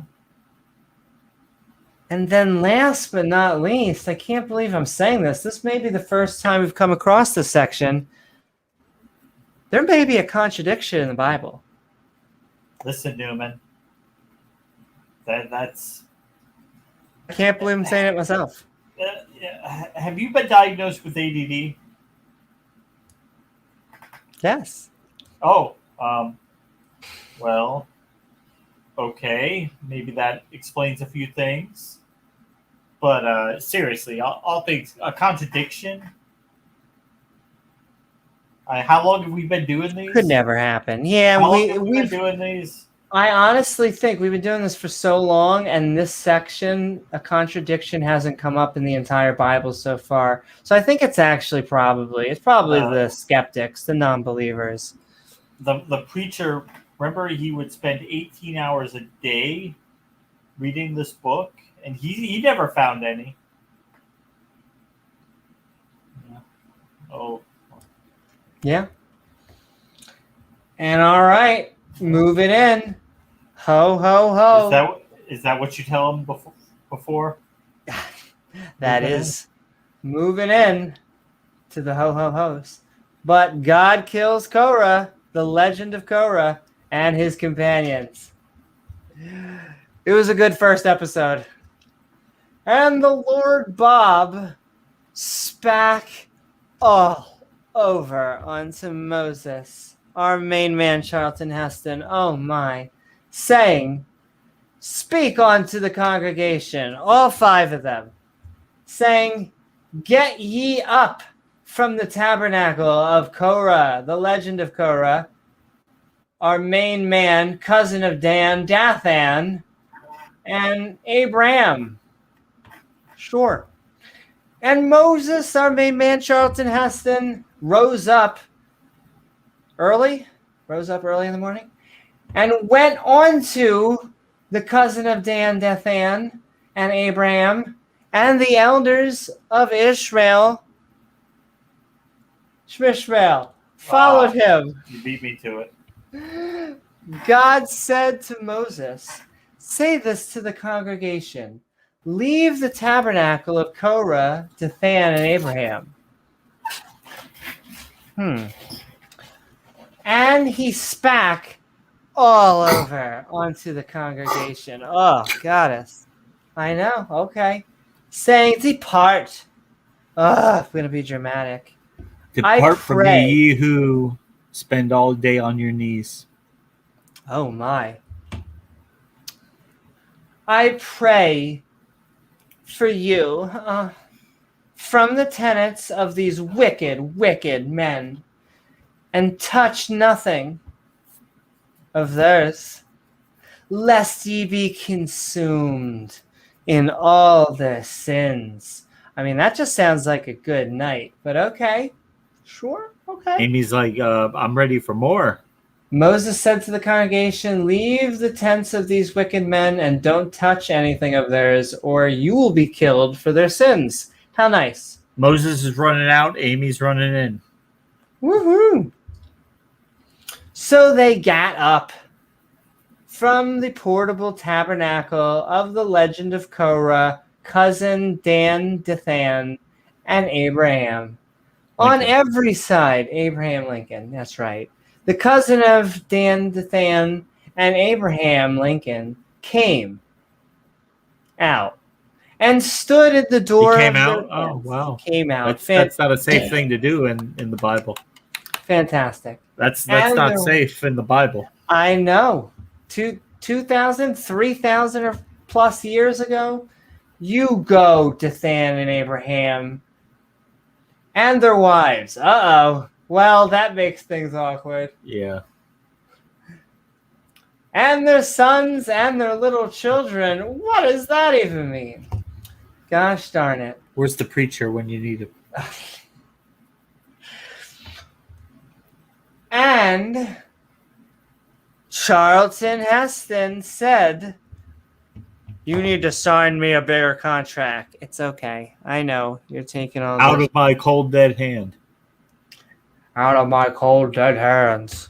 Whereby ye shall know that the Lord Bob hath sent me. Okay, this is becoming Punisher shit.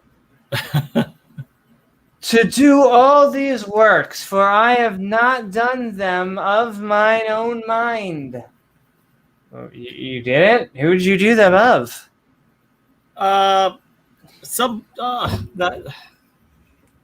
Who's that? Baal, that other god? Yeah, Baal must have been Baal. him. Yeah, Baal. I mean, I guess you're being possessed by Yahweh or Baal or whoever. A possessed good time. If these hot and sexy men die in the common death of all men, which is not so sexy, or if they be visited after the visitation of all men, then the Lord hath not sent me. This next one is going to be, this one I has you know, written all over it, Amy. dude. Yeah. But if the Lord makes Amy. a new thing, the Lord Bob, if he makes a new thing, grabs it, and the earth open up her mouth. And I love how they actually gender the world this time. Opens her mouth, and swallow them up. Oh my. With all that appertain upon them. A lot of protein before, I understand. It's a lot of protein, Amy. They double down on this. Amy's got on a high protein diet. And they go down quick into the pit. With Bob Larson. With Bob Larson. Then ye shall understand these hot and sexy men have provoked the Lord Bob. They provoked you, Amy. No.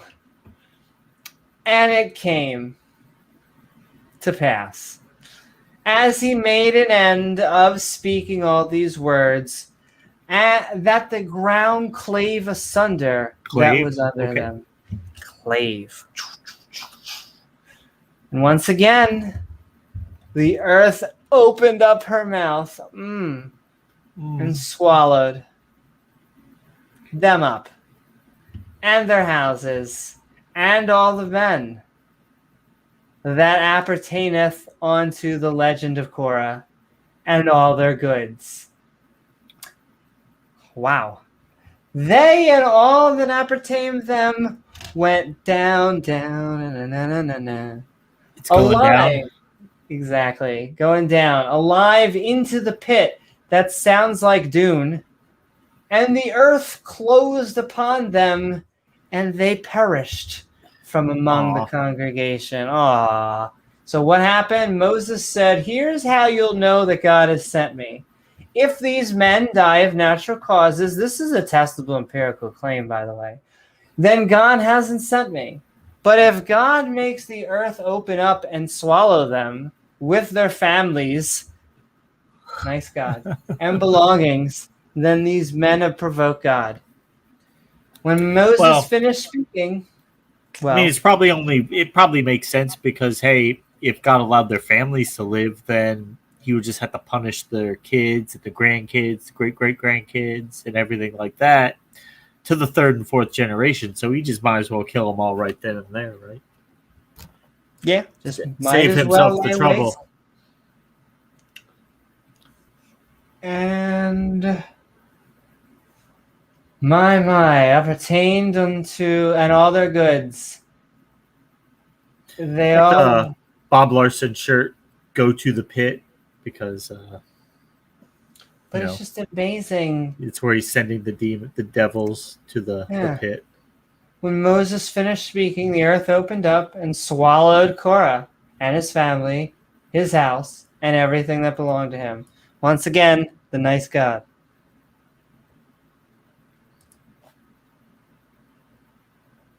Oh, but in case you just thought it was going to be just the one guy and his family, no. No, it's got to be all his family too. Got to make people who want. But we're going to expand that a little bit right here. And all right, moving onward, as you just joined us, we in our Skeptic Bible Study, Korah's Rebellion, or at least it was, right?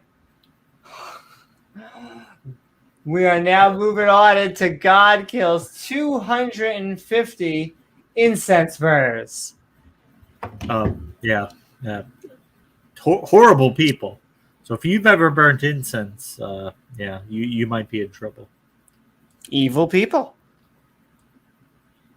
I mean, this is like a serial killer's like diary, just Indeed, page it after is. page about who he's killed, and killed this one today, killed this one that day. Oh, I killed a lot that day. And all right, we got 3 categories because as James said, really does seem to be the serial killer diaries. Here we go into more violence because why? Because he's the god of war. Gotta love. I'm sorry. Gotta love. They love making fun of the whole slogan, the God of Peace, that Or the religion of peace. Yeah. the religion of peace that George Bush said. But let me tell you, we're looking at another religion of peace right here. Yeah. And you have to put that into the context, like after 9/11, George Bush, he really, really did not want people taking reprisals out on regular Islamic Americans, holding them accountable for the actions of the terrorists, because as we all know, the overwhelming majority didn't support it, and that had nothing to do with anything like that. So I think that is definitely a good can separate message. Yeah, even there are the vast majority of theists who just want to live out their daily lives, just trying to sell things in whatever their store is or whatever, and move on, feed their family. But there is these extreme bands. Thankfully, one of the most evil things. I cannot think of a and on the anniversary of 9/11, right? All I can say is you're so brave. Look at you, condemn the terrorists. But no, I mean, it is one of the reasons I am a anti-theist. Not because I dislike theists, love them dearly, but just because I believe that because certain things like getting rid of the fear of death can lead to situations in which people what is I don't even know if it's really quoted by Voltaire, but anyone who can get you to believe absurdities can get you to commit atrocities. It's kind of, and I'm butchering that quote, but generally speaking, that is how I feel. And I mean, the sad part is, the guys who flew the planes into the buildings, the guys who pack explosive vests on and think that they're going to actually get some type of reward. They think they're doing the Lord's work. What they're doing is good, and you need religion to get you there. I can't think of anything other thing that would get. And that is the twisted thing, is they think they're doing something good, and it is probably one of the worst evils that can be perpetrated in mankind. Right. Thank you, religion. And when I say thank you, religion, once again, I want to paint with as small as a brush as possible, because most human beings are just living their freaking days. So we got to parse that out. We have to say, I say assalamu alaikum to Muslims on the street. When I see the hijab and stuff like that, I say that because I think it makes them feel more comfortable. And then funny enough, we all melt a little bit more. We all become brothers and sisters that much more. But that being said, haba, haba, haba. It's these fundies, these gosh darn fundies. Thankfully, most of them aren't. Most of them are better than what their holy books are. They don't interpret the worst parts of it literal. They don't act those out. Funny thing is, the less they follow their holy book And I know they take this as an insult because they're like, the more we follow the holy book, the better. But in my eyes, the less they follow their holy book, the more of a... I don't want to say loving-kinding. That's not the right word. The more open-minded they are to other individuals, the more that they step away from their holy text. Religion is just another arbitrary way to divide people. It is. I could chuck it. I could chuck both race, religion, the whole Imagine song. I feel it. Though, a tip for anyone who would like to do Imagine karaoke is do the Perfect Circle cover of that song. It's dark as all hell, and it's fantastic. Just a great twist on it. Fantastic. It must be done in minor key, by the way. I'm just learning keys because I'm starting to get into musical theory for my karaoke. And major keys tend to be happy keys, and minor keys tend to be sad keys. Funny note for random nothingness into the void. Sending love as we are actually ranting about Numbers chapter. We're moving through the book of Numbers. We'll be done it soon. Chapter 16, which is the fourth book of the Bible. But we'll be heading into our open mic as we're watching God kill people. Whoosh, whoosh, whoosh, whoosh. All right, let's move back in. We're spacking. And the Lord spacked all over. Keeps on spacking all over Charlton Heston, saying, "Speak unto Elzebub, the son of Aaron Ra." Yeah. Who knew that a son was even left? That's nice. You know, any of the sons that we didn't kill, that he take up with the censors. Oh my God. Always with the censors. What did they used to call it? The FCC? Gotta fight with the FCC. Out of the burning. Oh, everything was fine to the damn Fire Nation. And scatter thou the fire yonder, for they are hollowed. Oh. Hollow me out. You're not? Oh, baby. Gavin, am I hollowed out? We're working on it. He's doing his best? He's working on it, doing his best. The FCC censors of these sinners, oh my, against their own soul stones, let them make broad plates, or at least get some fine china for a covering of the altar. Oh, always good when we're getting altars ready. Something's getting ready to die. Uh-oh. For they offered them before the Lord Bob. Here, God, take them. Before they are hollowed. Uh-oh. We're getting hollowed out tonight.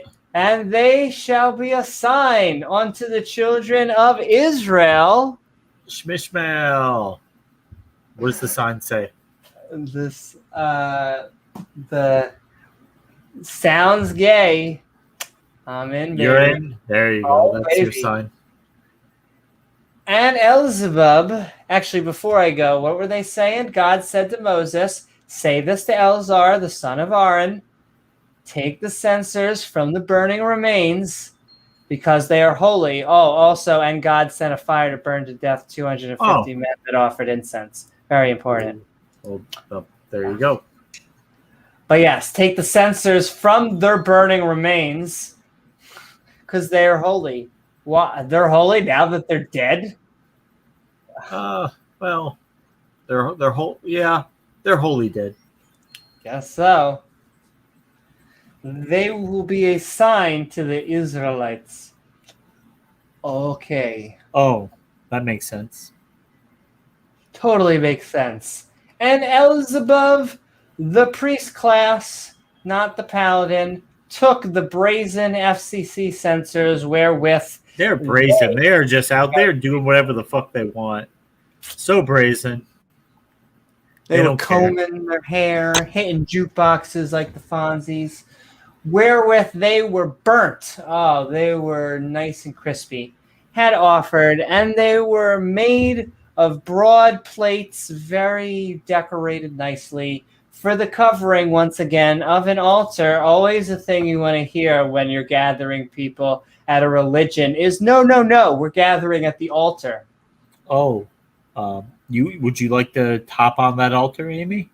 Oh Look, my. it's safe up there. I'm just always think back of the what was it, about a year ago that the Catholic altar had to be burnt because the priest hired the dominatrixes to do some naughty things on the altar. Naughty. Naughty things on that altar. And Oh my. Yeah. Then they had to clean the altar? They had to burn it because it had been desecrated. Yeah, the bishop, he had to burn it. Oy vey. And all right.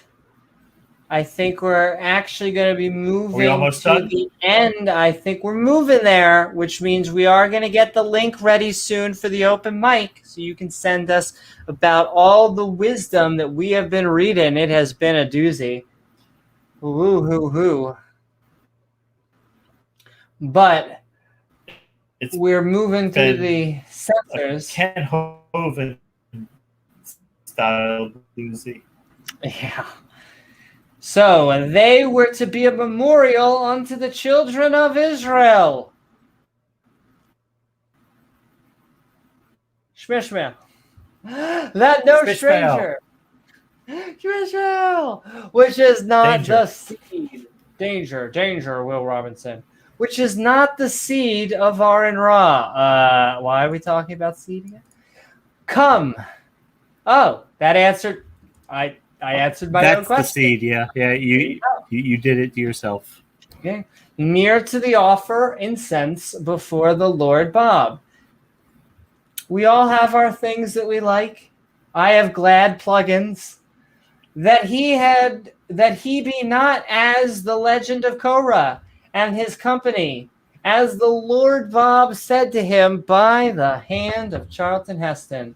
Elzar took the censers, made a memorial out of them to remind the Israelites that no one but the descendants of Aaron Ra may offer incense to God. No one. Did God just kill a bunch of people because they're not allowed to burn incense? Yeah, is that really what just happened? I think so. I can't come up with another. Yep. Only the descendants of Aaron Ra can burn it, but if they bring strange fire, I'll burn them. What a basic bitch God. Yeah. Jesus Christ, I think literally, but not there yet. Whatever makes sense. Makes total sense. It's like the one episode of Star Trek where they go on the one planet where they have like the laws, they're only enforced in like one special section, but the only punishment is death. And they accidentally walked on the grass, so they were ready to summarily execute Wesley because he walked on the grass. And yeah. Timed. You burn incense, you're the wrong person. Time for the death. No. Very proportional. Makes total sense. To be not as by the hand of Charlton Heston. So he took the censers memorial out to them. No one but the descendants of Aaron Ra may offer incense, and to remind them not to be like Korah and his champions. Don't do it. Don't be Korah. Do it. Don't be Korah. Makes total sense. If you don't think about it, yeah. If you don't think about it.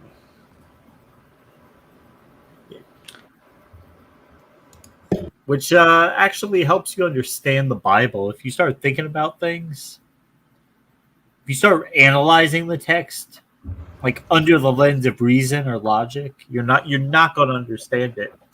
It'll never make sense to you. That's right. You can't use the brain. You use the brain. The brain It's an overused accessory. Yeah. Unless, you have evidence, ladies and gentlemen. If you have evidence, we're waiting for the evidence. Evidence? Is it really that great? It's for the birds, as I scream into the mic. The people complain about God's killings. Really? Really? Is that a smart thing to do? I wouldn't, but I will say it's kind of the track record here. I mean, it's justified, but is it still a very good idea,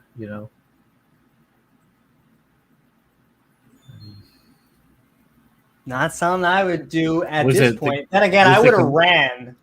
When was the complaint department like? Was that 2 studies ago? Remember the complaint department? That didn't go over very well, did it? God's complaint department. You put the complaint in, and then your life goes out. It's funny how that works, but it's a very simple system. God loves it too. God loves it. For His glory, James. He couldn't come up with anything better. It's the best thing he's ever, best idea he ever had. There you go. That's right. And all right. So we're complaining. And I guess if you're complaining about God's killings, you got to kind of laugh. Like, what? I mean, that's like suicide by God. There you go. Like how they have suicide by cop, suicide by God. You want God to kill you, you just start bitching and moaning. Yeah, just start complaining. And then you'll get our second category, which is stabby, stabby, stabby, and some more violence. Pick up sticks. Pick up that, sticks. Complain or pick up sticks. In our last episode, he killed a guy for working on the Sabbath and picking up sticks. By picking up sticks. By picking up sticks, yes.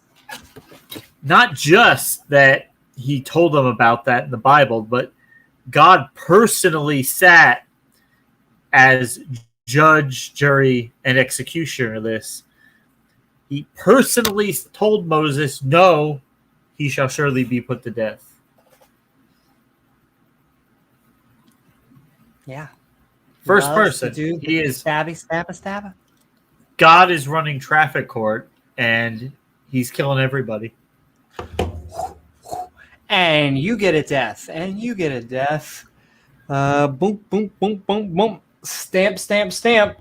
All right. I guess they're going to complain. Let's see how they do. I would not, if I was a betting woman, I would not put it on them. But on, excuse me, I feel Give it to him, Amy. Give it to him, Amy. Excuse me. But on the morrow. Give it to him, Amy. Maybe tomorrow. All the congregation of the children of Israel. Shmishmael. I thought that was going to say murdered. It's murmured. Against Charlton Heston and against Aaron Ra. I mean, basically the same thing. The same thing. Saying, ye have killed the people of the Lord, Bob. The next day, the Israelites complained to Moses and Aaron, saying, you've killed the people of the Lord. Yeah, you've been kind of killing his chosen people. Chosen. I mean, that's just a regular day in. That's a regular day at the tabernacle, right? You would think. He's been doing this forever. And it came That'd be like a new sitcom, like instead of The Office, like the Tabernacle. Everyone's having, what is it called? Cooler talk near the tabernacle? God just incinerates a couple of them for murmuring. Oh, we got some murmuring going on over here. I thought I heard some murmuring. No murmuring. Don't want to hear that damn one. Don't like whispering. Don't like murmuring. I mumble, so I would get boomed. You would have been dead a long time ago for. I would have. Obvious reasons. Obvious stuff. And all right, and it came to pass like a kidney stone when the congregation had their backs turned, was gathered against Charlton Heston and against Aaron Ra, that they looked toward that floating tabernacle of the congregation, and behold, the cloud covered it. Oh, God. We have to upgrade to the cloud. And the glory of the Lord, Bob, just appeared. don't send the wrong pictures up there. I'm sorry. What is that word again? I'm trying not to trigger myself here, but he keeps on appearing. He did appear again. Again. Well, his glory appeared. Yeah, his glory hole. His glory hole. And all right, so the next day the Israelites complained to Moses and Aaron, saying, "You have killed the people of the Lord." That's kind of what I do. I mean, kind of my shtick. Yeah. Then the people looked toward the tabernacle, and the glory of the Lord appeared. Right there. 4D, 4K, 8K, all the in all his glory. As many pixels as you want.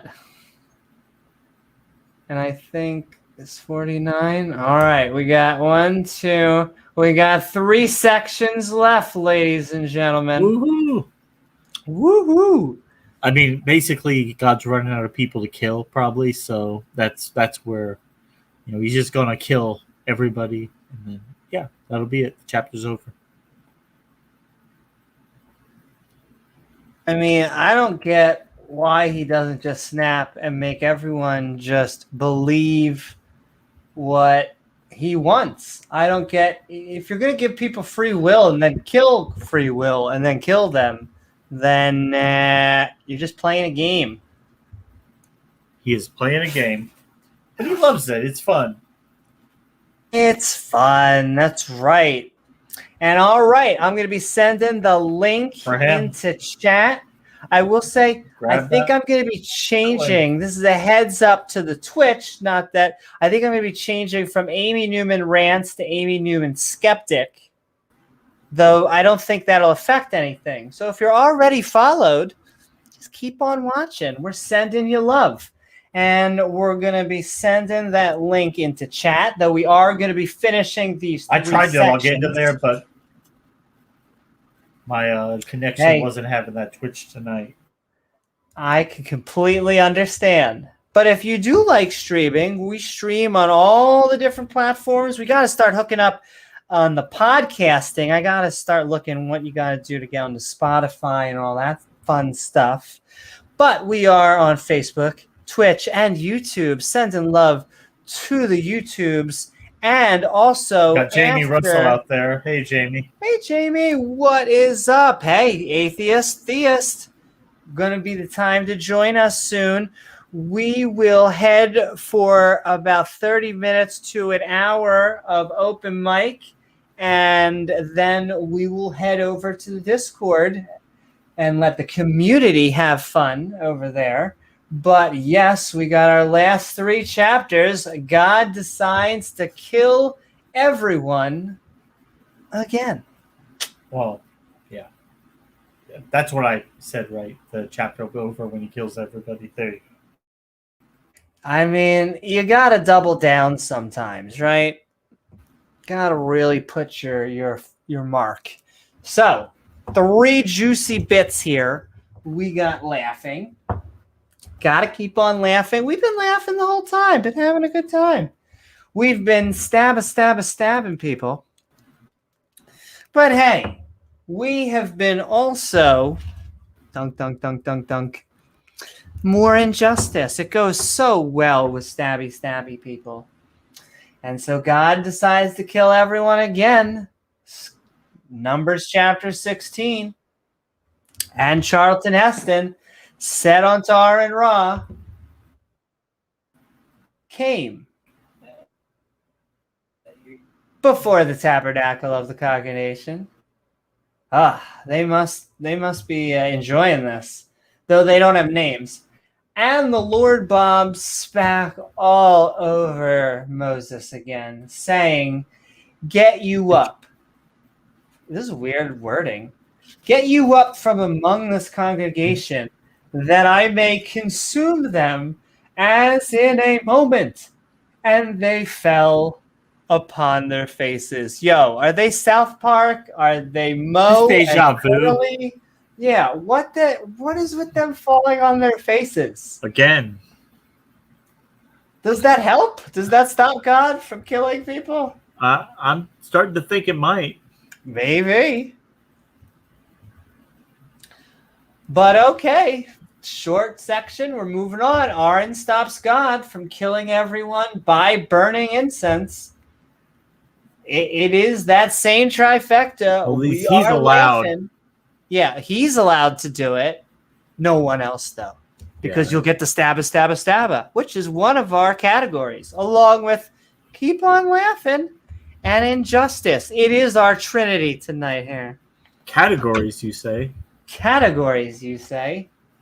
I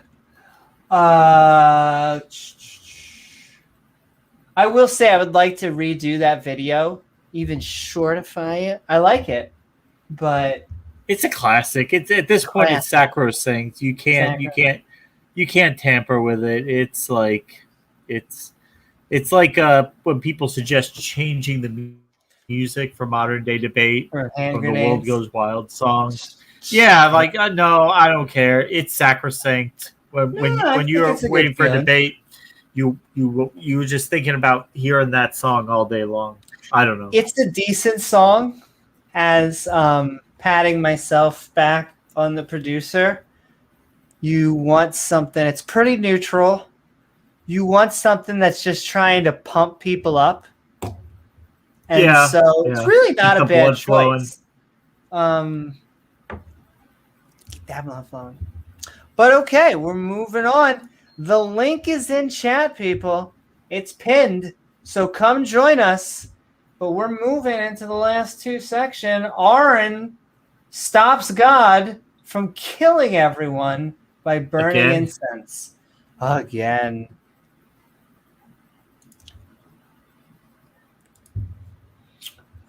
And we will say hi to everybody. We love saying hi to everybody in the internet sphere. But if you do want your specific comment read on screen, tag James W. or myself, Amy Newman, in chat.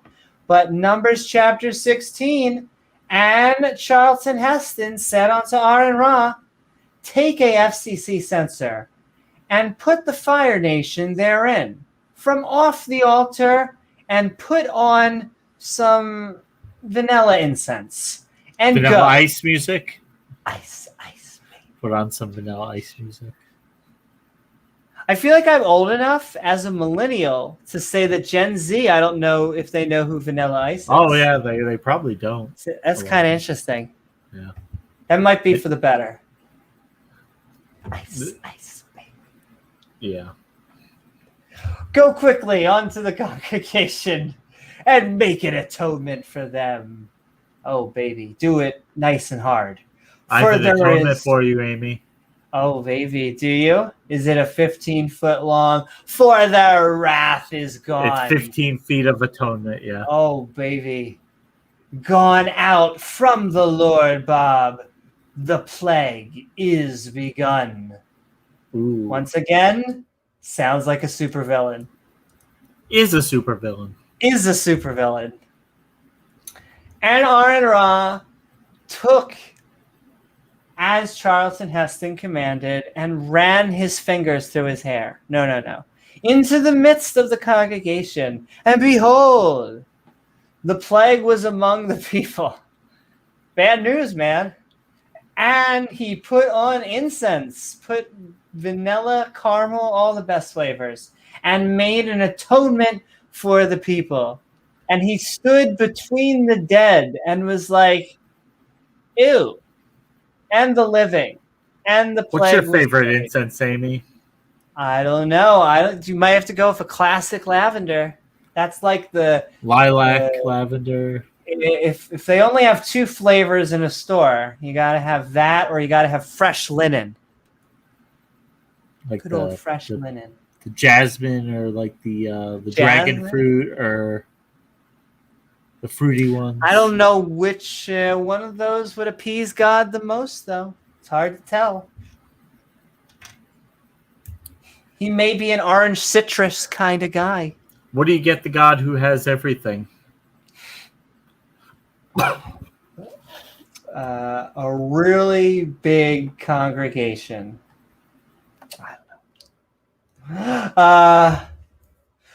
A 15-foot whale, and we're moving to the plagues, and he put on incense and made an atonement for those people. Good for you. What a guy. All right, so Moses said to Aaron, get a censer, burn some incense. It smells like crap in here, in it to make an atonement for the congregation. Because God is angry, which is a really human emotion. And I've heard apologetics for this, and I just don't get it. Angry for his glory. Glorifies himself in anger. Is that what he tells you? Tells you, sweetie, get a new boyfriend, please. And has sent a plague on the people. And it worked. When Aaron started burning incense, God stopped killing people. What do you know? Good times. It worked. It worked. Who knew? I mean, it wouldn't be how I would have thought how to appease a god, but it seems when life gives you lemons. Well, what would your thought be? I don't know. A god. How's Gavin doing? Is Gavin doing good down at Gavin? How do you think incense would have worked on him? Oh no, he's surprised too, but he thinks it was a great smell. Oh, a sweet savor. Okay, a sweet savor. A good dipping sauce. How do you date a rock? You mean like carbon dating, or you mean you take it out to Applebee's? All right, that's my dad joke for the night, ladies and gentlemen. Tip your waitress. Oh, there you go. Thank you, Jamie. I thought that's what you were asking. I don't know. Grandpa? Tinder. The grandpa. Then get a bottle of wine in them, and they will tell you anything. Oh, see, Jamie and I'm sorry I beat your I'm sorry I ruined your punchline, but we were thinking the same wavelengths, see? Great minds think alike. Where's Grandpa? That's right. You got Grandpa in your rock?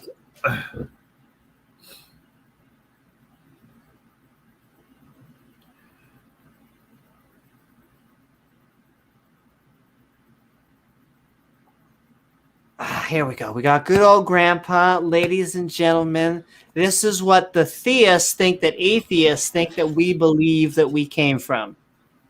They think that you're just making rock some soup. Good old rock soup. That's right. Here we go. This is Grandpa. This is how all of the atheists believe that life came about right here.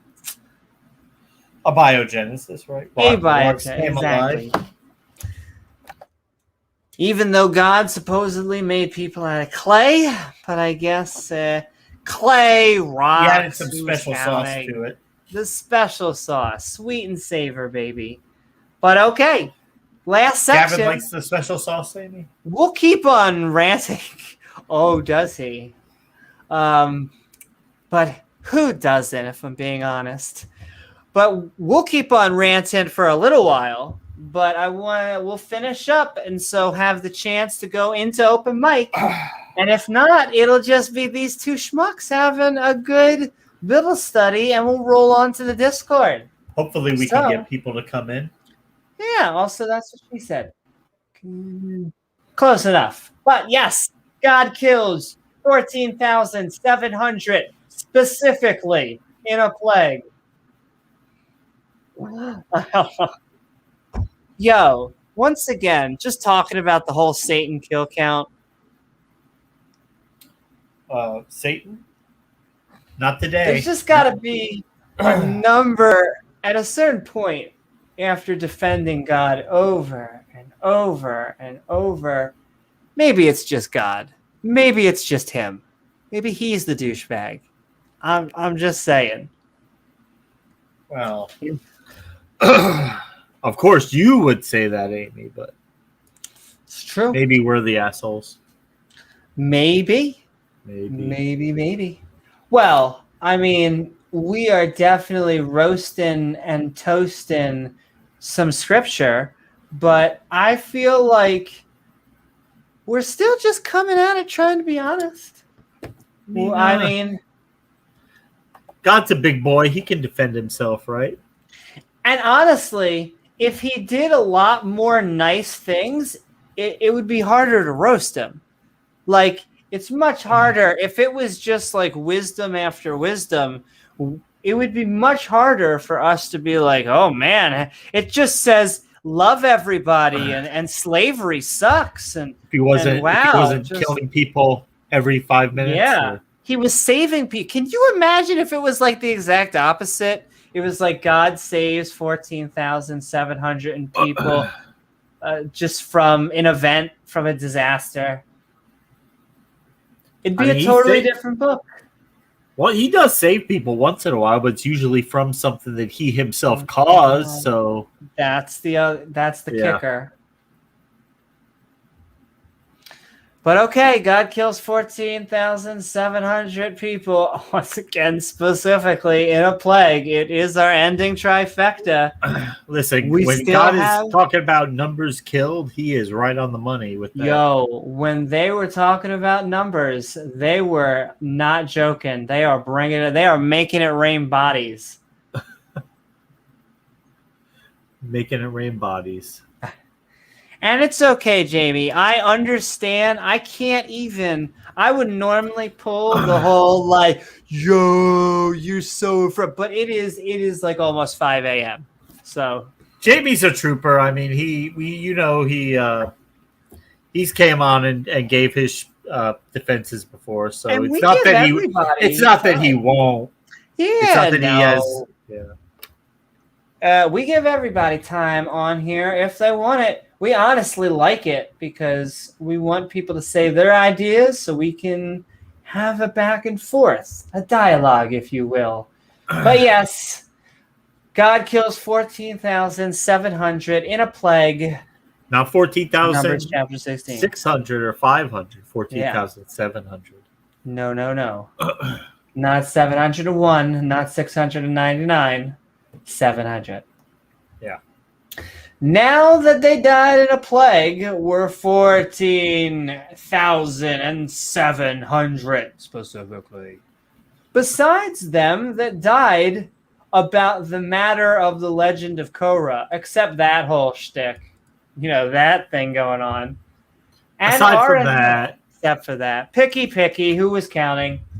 And Aaron Ra, who has Stockholm Syndrome at this point, returned onto Charlton Heston, onto the door of our, hopefully the air-conditioned tabernacle of the singing congregation, and the plague was stayed. Oh, goody. Karaoke night. Exactly. Karaoke at the tabernacle. So Moses said to Aaron, they were all part of the 4,700. Exactly. What a club to be in. But Moses said to Aaron, get a censer. Kenneth Copeland can get behind. I don't understand how they defend this shit. I guess they'll say they revolted against God. But you're God. You could do anything. You don't have to kill them. I know you can, but whatever. Moses said to Aaron, get a censer and burn some incense in to make an atonement for the congregation, because God is angry and has sent a plague on the people. And it worked. When Aaron started burning incense, God stopped killing people, but not before 14,700 people died in God's plague.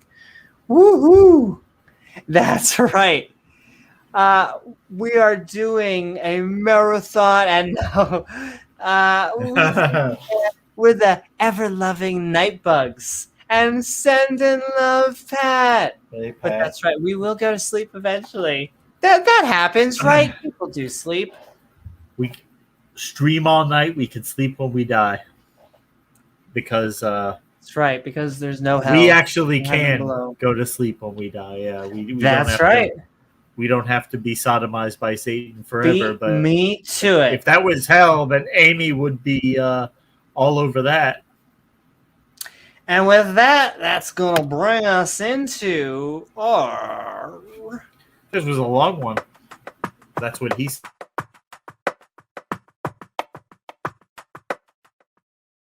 James just said that was the long one. That's And what then- he said. There you go. That's right. It was. This was a long chapter. That was long. It was kind of a nested story. This was Korah's story. We met him. He went out and he died. What a wonderful adventure. He came, he saw, he died. And then people with burning incense died. And then, Just not a nice guy, at least from my not perspective. at all. But I will Not say at the all. link is in the chat if you would like to join us. Not And at tell all. us about how much wisdom you just experienced. Too much wisdom. Wisdom at this price, this is really, wow. I mean, it's clear why most Bible studies don't go in order. Why they do the greatest hits. They skip around, You ever see those little pamphlet? They call them like Our Daily Bread. It's like gives you like little Bible verses to read every day. Little breadcrumbs. Little breadcrumbs here is like one little chapter or part of a chapter. It's supposed to inspire you for the day to go out and serve And God. quotes are big. I mean, I love me some quotes. Said Abraham Lincoln. Quote mining the Bible. But they quote mine, John 3:16. Slap on a t-shirt, baby. Like, okay. Well, yeah.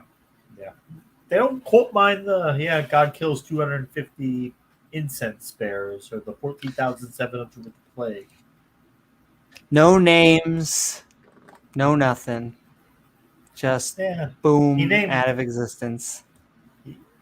He took the time to name Aaron Ra's sons right before he killed them. The ones he hasn't killed, I don't think we have names for those. Right? The only ones we have names for are the ones he killed. Yeah, no. Aaron Ra's sons get killed. Good night. Good night, X Music. Woo-hoo. I mean, the religion, the best we could do when we didn't know anything. That's true. It was just taking a stab at it, a shot in the dark, and ancient humans just trying their best to make sense of things they didn't understand.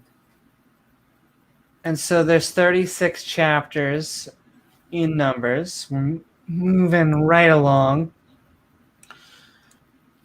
We'll be into Deuteronomy before we know it. Woohoo! Deuteronomy.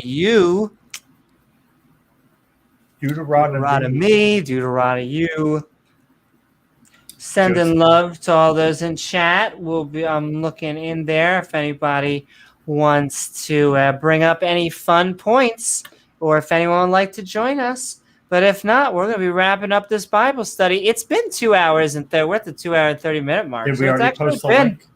a good. Oh yeah, baby, that link has been. Okay. And it's almost about 5 a.m. a.m. It's about 5 a.m. We are at the crack at dawn. But it was a good study. Like you said, it was a longer chapter. The next few chapters are much shorter. Shorter. We'll be pairing those up together. And I will say we just launched a new episode of Call Me Skeptical, and I will say it went off pretty awesome.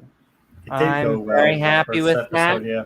We gotta find more theists. That's gonna be the real thing, the real challenge. We just have to put good titles in there. That way, hopefully, people will search and like how the preacher found us. Yep. He just looked for Bible study and he found, of all people, us going live at 4 in the morning. Mm-hmm. Yeah, he said he just typed in Bible study, put the filter on live, found us heathens. Yeah, he was on. I think the Raging Atheists doing a part 2 of their discussion. I don't know if he's having him back on. I think it was a trailer for, or something like that. Yeah. Yeah, only Aaron's allowed to use the censors. Nobody else, or God will swallow you. Amy, does God spit or swallow? Oh, I like to think a little bit of both. Though today he swallowed. Holy moly. Holy moly. Yo. Another atheist fedora counter at the bottom because people just don't believe us. I guess creationists, they don't believe us. Did the earth just eat people? Can I just confirm that? And the earth is gendered as a she. The earth is gendered as a she. Thank you so much for pointing that out. Many Christians don't have time. They're too busy complaining about atheists and never wanting to talk to them. Busy folks from Scapegoat. Yeah. Well, I will say I find, maybe I'm just biased, I find that atheists oftentimes spend as much time, if not more, studying the Bible and theology and apologetics. We actually have there's a channel out there who we are going to have to cover at some point, and he's got video out. In the video, it's like, why do atheists never ask Christians why they believe? Like, if only they would do that, they would get to understand. They would have a totally new understanding about Christianity and why it's so silly that they reject it. It's like, actually, we ask that all the time. We are always asking Christians and theists of all stripes why they believe what they believe. And the answers we get are not very enlightening, I'd have to say. What do you think, Newman? No, we get personal testimony. We get appeals to scripture and eyewitness testimony. But the stuff that would actually convince a skeptic, in my opinion, we never get. And then, like you point out, too, a lot of times they won't give what convinced them. Well, because a lot of times they'll even tell you that, like, well, I know that you're not going to be convinced by my anecdotal testimony, so I'm not even going to bother with that. They self-defeat themselves. Yeah. So they, like, John Madden, he doesn't give his, like, car crash accident story or whatever. He gives a genetic code. DNA is a literal code. Did you know that, Amy? It's a literal code. A literal code? Oh codes my gosh. And codes. There you go. There you go. Only can come from minds. And no, it's actually that there were naturally forming codes for billions of years. And then within the past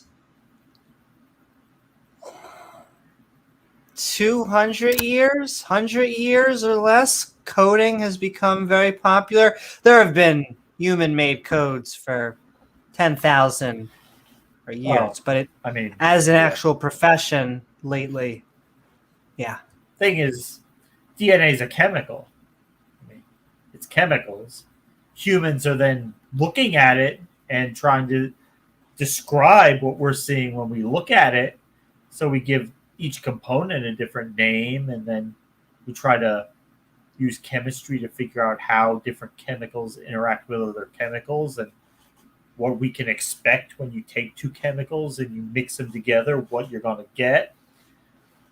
But it's just particles. It's just matter following the laws of physics. It's not doing anything that physics doesn't allow. It's not doing anything that contravenes reality or physics.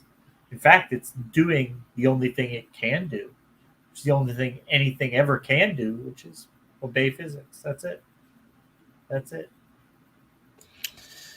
And speaking of not faith but hope, the kitty is scratching on the door. Hold on one second, but we are about to be wrapping up our Skeptic Bible Study, ladies and gentlemen. So please send in your comments if you want to see them read on screen and talked about, or join us because the link is in the chat, I would say below to the side. Somewhere. Yeah, and when the cat starts scratching, that's when problems happen with the audio. So But what a good job Amy did for that debate, and that was short notice that she had, but she did a really good job modding that debate.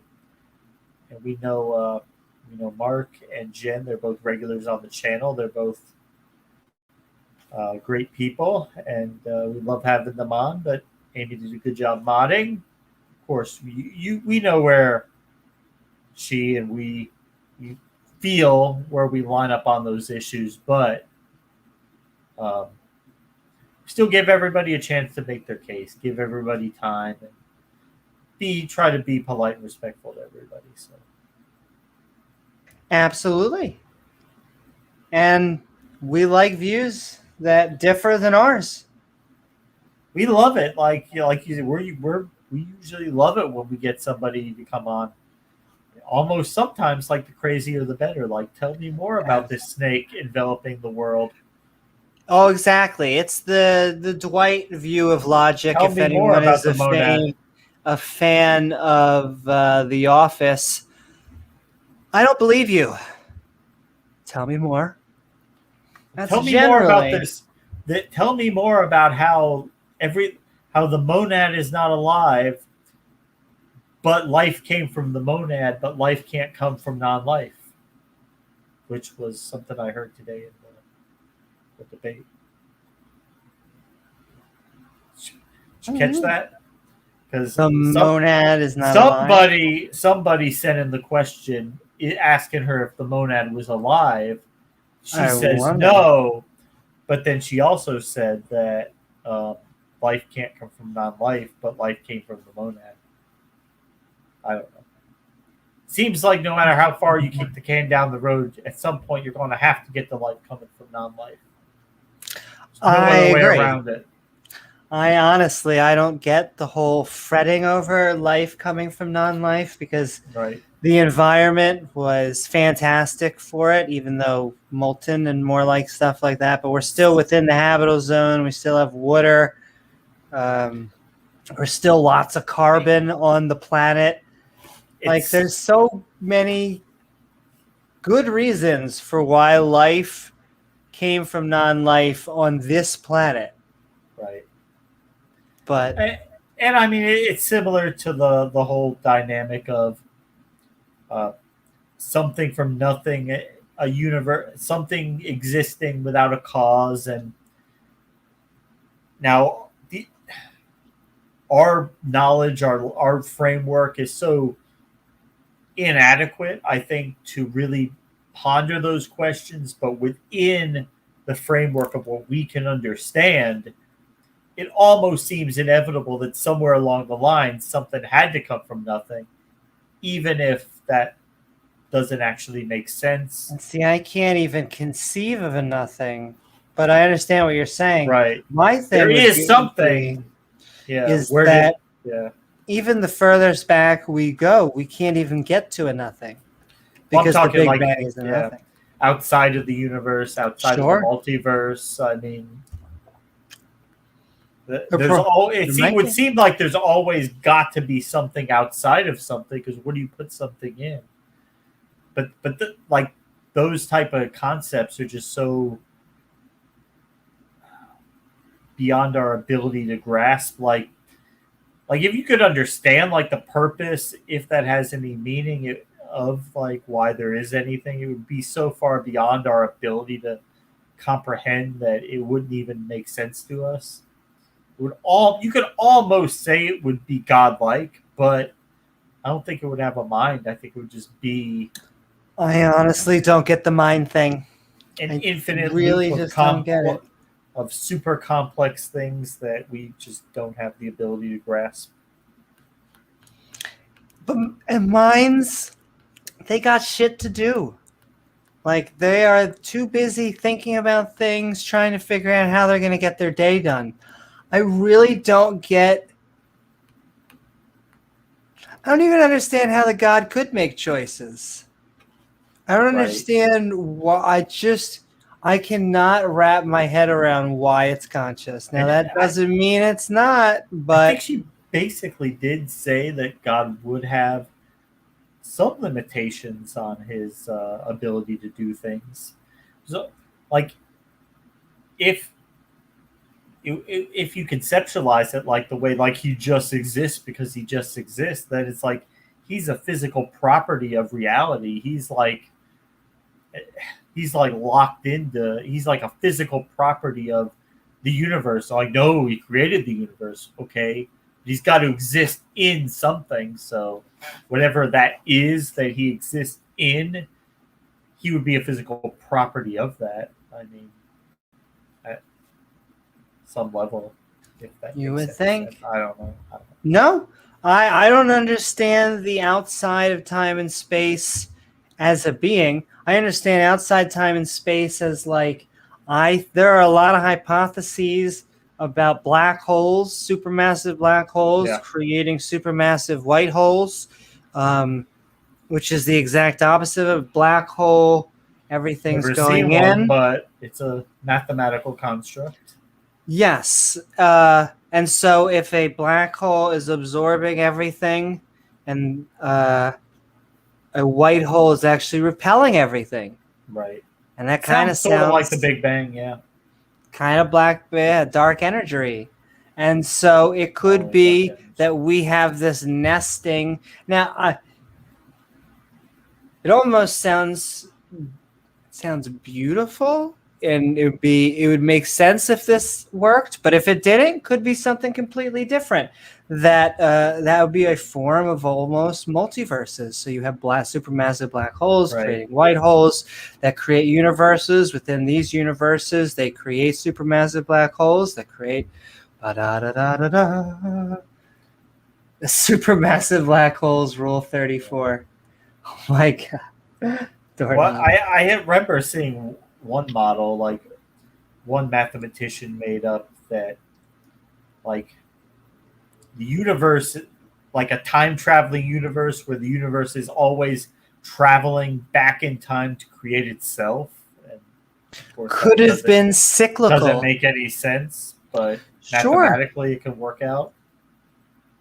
We just don't know. Yeah, cyclical. I think at some level it's going to have to be cyclical of some kind, like unless there's a multiverse where there's universes floating in a bubble of a greater universe. But and this is hard to wrap our brains around, there really was a finite beginning. That is the point that it started. There's no multiverse. There is no before. It sounds weird. I mean, I can't say it couldn't be, but it seems unlikely,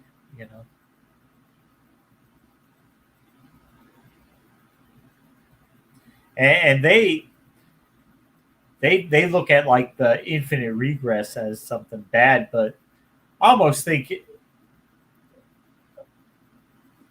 to have an infinite regress to me seems much like something always being there. Just seems more likely than it's also an abrupt beginning out of nothing. It's an asserted infinite regress. Because the Big Bang doesn't actually infinite regress. We can only go back as far as Planck time. Right. But everything was in a single singularity. And it's hard, like, if you do the multiverse, then it's hard to conceptualize time outside of the universe in an abstract concept, not the space-time we deal with in this universe and how that would even work. So if you could even have a beginning, or we're time-based creatures. If time even makes sense if time's just an illusion in this universe and doesn't apply else, I don't know. It could be other universes. And all right, 10 more minutes, ladies and gentlemen. Yeah, we'll be at 3 hours. The random shit us schmucks ponder about after reading the Bible. Which is, well, I mean, it's so funny. We make fun of it and we roast it and we'll continue to do so. But, this was an important book for many people. That is the gravitas. It's a mixture of both of those things because, to us, it seems so silly. It really does. I think I could speak for James. Well, now it does. Because when we were theists. I imagine. I don't. John Van says, if Taka even actually applied an even more accurate description of atheists, even though their life won't be in danger, they lie to themselves and others as if they have all of the moral.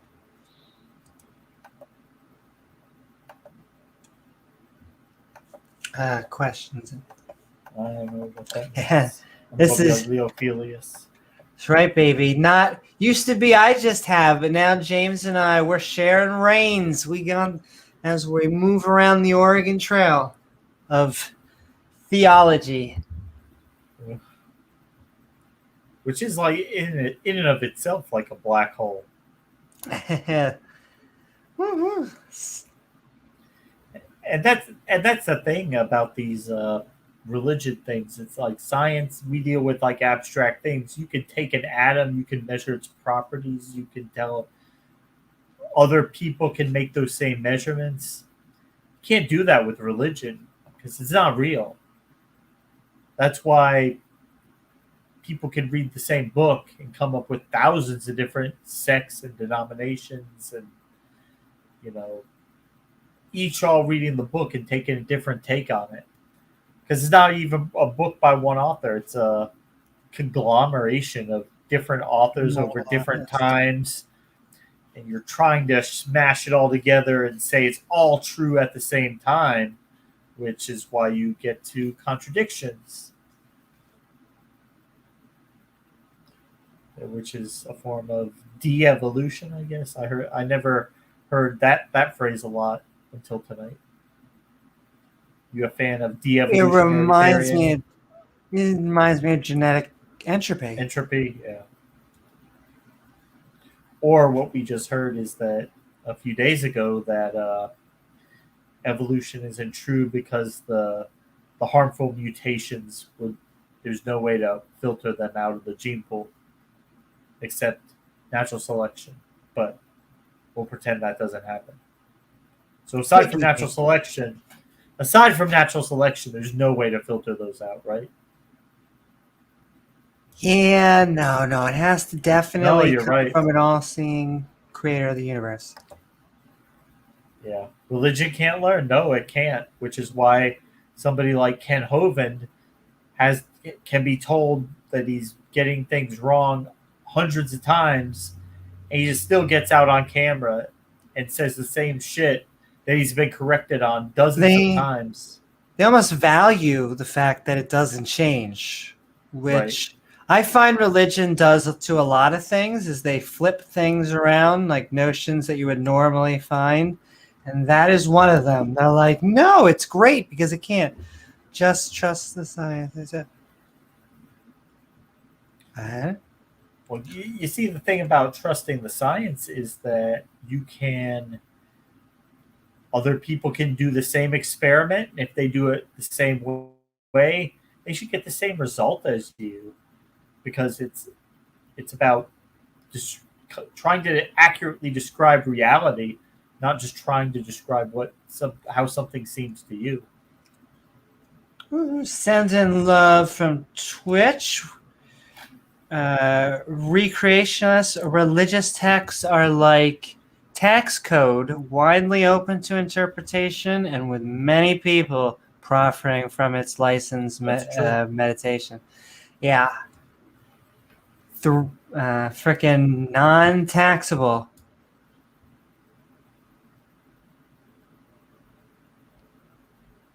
Also, I have a question. A shirt that says magic. It's like science. Science is like science. It's like magic, but real. Yeah, it works. And the thing about science is that we all come to things. We all have life experience. We have internal biases. We have ways that we look at the world that may be a little different from the way other people look at the world. And science does its best to try and put those to the side, kind of cut through all that, and see if we could look at reality and see what actually happens objectively, to try to minimize our bias.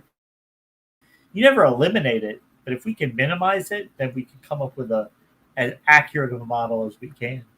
That's called a scientific theory. And John says, has science ever been corrupted by greed? I'd say one of the best things about science is that it actually removes the bias of most humans. Now, can scientists be corrupt? Yes. But the difference between a scientist and science is that science is really a methodology. And it's about forming a hypothesis and then actually going out and testing it, coming back and allowing others to do the same.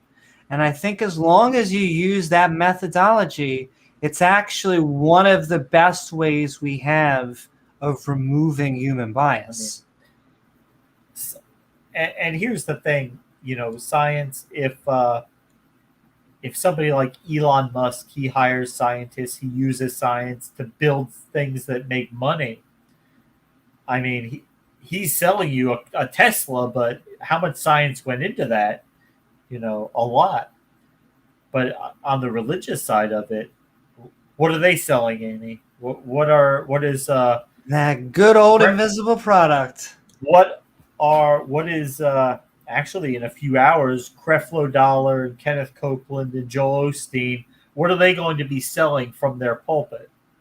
Seed donations and all this type of nonsense that you can give money to them. They'll relay it to God and take my word for it or their word for it. God is going to make sure that you are 10 times, 100 times more prosperous than what you gave. As Creflo Dollar's leaving the church in his Rolls Royce. They all. I honestly, when I was all looking at those prosperity preachers, they all have planes. What the? They all have planes. Yeah, it's like a thing. If you're Kenneth Copeland or Pat Robertson, Joel Osteen, Creflo Dollar, and I'm not knocking. Benny Hinn. If you are Elon Musk, you probably have a plane. It's just he built something, and they're selling the invisible product to poor people. Right. That is the difference. Not hating on a market system, because I actually like businesses to go out there. Just build actually things. Sell a product. You want to build a rocket to send people to space to advance humankind. That's objective. Right. That's objectively good. It's a benefit for people. Pat says there hasn't been a single societal advancement that was ushered in by religion/magic. Science is technology and it's dependable. That's why you use the internet and not seances. Hell yeah. Or Ouija boards. Or Ouija boards. You want to know something? We need to do an episode on that. You want to know something? You look it up on the internet. You don't use a fucking Ouija board and ask the spirits. Well,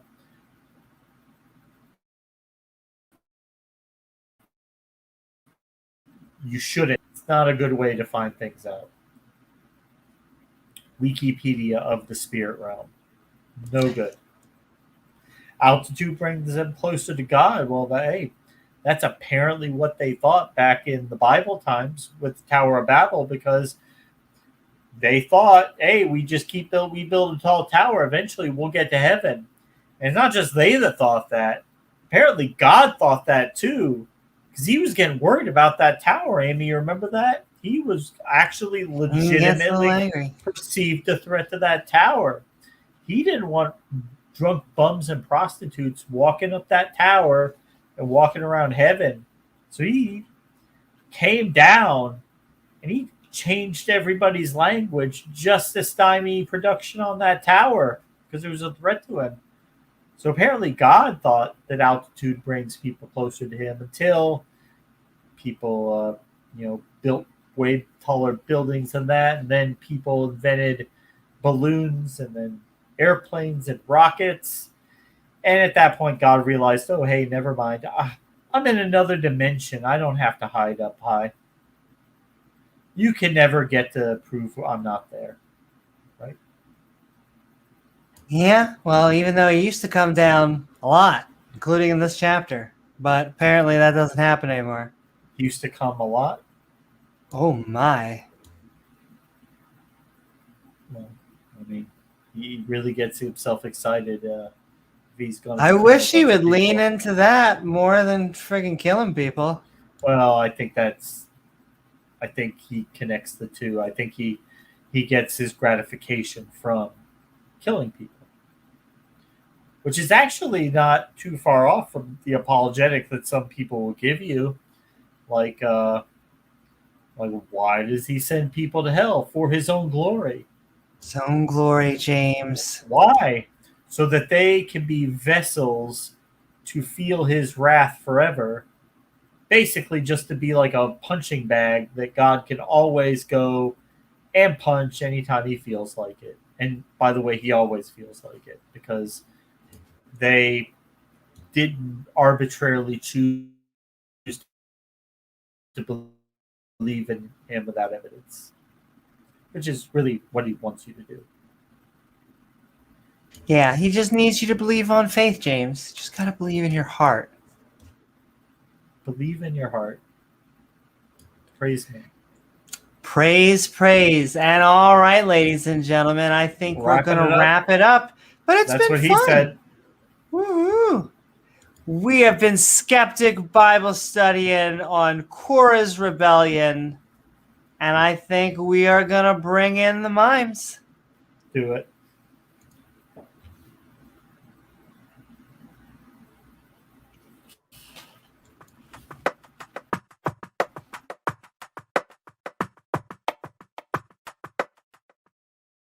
Woo-hoo. Is that a super straight mime, maybe?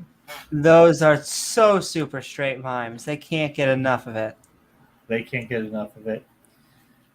So, wonderful Bible study. Thanks, guys, for coming and sharing this evening with us. Thank you, Amy, for all your shake weighting and for modding the debate tonight. We thought about doing an after show for the debate, but that Amy ended up modding the debate. So we decided to come do a Bible study anyway because we love it. We can't get enough of it. But we will be back shortly. We'll be back so soon you won't know what hit you. It'll knock your socks off. Right, Amy? Woohoo! That's right. Sock knocking fun. Extraterrestrial fun. Aliens. I'm not saying aliens, but aliens. No. Oh, the ancient aliens memes? Ancient aliens memes. Yeah, I can't help myself. I love my memes. What did Bubble the ancient alien? Did he talk about that? Who mentions that? Gilbert also has the memes. The memes. Oh, I think Will once in a while brings up the ancient aliens. Actually, my boss at work, he says he thinks the aliens are, I guess he saw it on Ancient Aliens episode that maybe they're humans from the future because we evolved, so we have bigger brains, we have less muscle mass because we don't do anything because we have machines to do it all for us, and because of the mixing of we're all like uniracial. We don't have like race anymore because we've all become transgender, so we're all like genderless in the future. I don't know. So wait, and then they send them back in time, or what happens? Yeah, they went back in time, I guess. I don't know. See, my problem with those theories is it always just assumes the humans are so important. Like they were the final piece to the puzzle, right. The finishing line. But we're just one species and many, many, many logs. I hope we... It was probably one of the worst Star Trek series, Voyager, but in that one, I think it was one where they sped up Captain Janeway through like 200 million years of evolution, and she evolved into like this little salamander-like thing. Like, really? Yeah. It was, oh no! So that actually would not surprise me and stuff like, oh, we value and as we should in our society, and I wish more intelligence. Intelligence is what separated us from other animals. I always say other animals, not the animals. Yet it also blinds us in a way. I think it blinds us a lot to finding things like artificial intelligence, where we need to focus on random stuff that no one wants to care about, like an artificial, well, not no one, but it's not as exciting, an artificial bladder, an artificial heart. You have to create all the other artificial stuff to make the artificial consciousness, but everyone's interested in the brain because that tends to be the section that houses our loveliness. But yes, another podcast episode waiting to happen. We've been starting so much fun. We have more episodes of Talk Skeptic to be coming up. We have a lot probably of our new call-in show. I think that's going to be a hit of Call Me Skeptical, and more episodes of Debate Me Brah we are having set up, trying to find I don't know if the whole praise thing, if he's I hope he's not leaving, because I want him to debate. If not, we'll find some other Christians. He was going to leave YouTube? I don't know. Who knows? But if not, I was supposed to debate with Gavin. Gavin, was I supposed to debate down there? Yeah, see? So, but grab your shake weights. Grab your shake weights, ladies and gentlemen. But yes, many episodes coming soon. That's what he or she said. I hope you all had a fun time on this episode of Skeptic Bible Study, Korah's Rebellion, where Moses defended himself against a rebellion. God decided to kill everyone again, and the kill count certainly got racked up. Ding, ding, ding, ding, ding, ding, ding, ding, ding. I want to thank my co-host, James W., along with our awesome mods who make this stream so great, the lovely people in chat, and viewers like you. If you enjoyed the show, don't forget to like, follow, or subscribe. Or then hit that bell icon. Right? All the above, baby. And then hit that bell icon, because that's how you get reminders to join our live streams. If you'd like to join us, we'll be heading to Discord afterwards to chat with the community, the link of which is in the description below. Should probably send that in for Twitch and Facebook also, sending you. But also, I'd like to send love out there. And if you'd like to help us make even more fun content, we offer unique perks for your support at patreon.com/Amy Newman. I am Amy Newman, and we will see you all on the next episode of Skeptic Ball Z. Good night, everyone. Good night, guys. Mwah.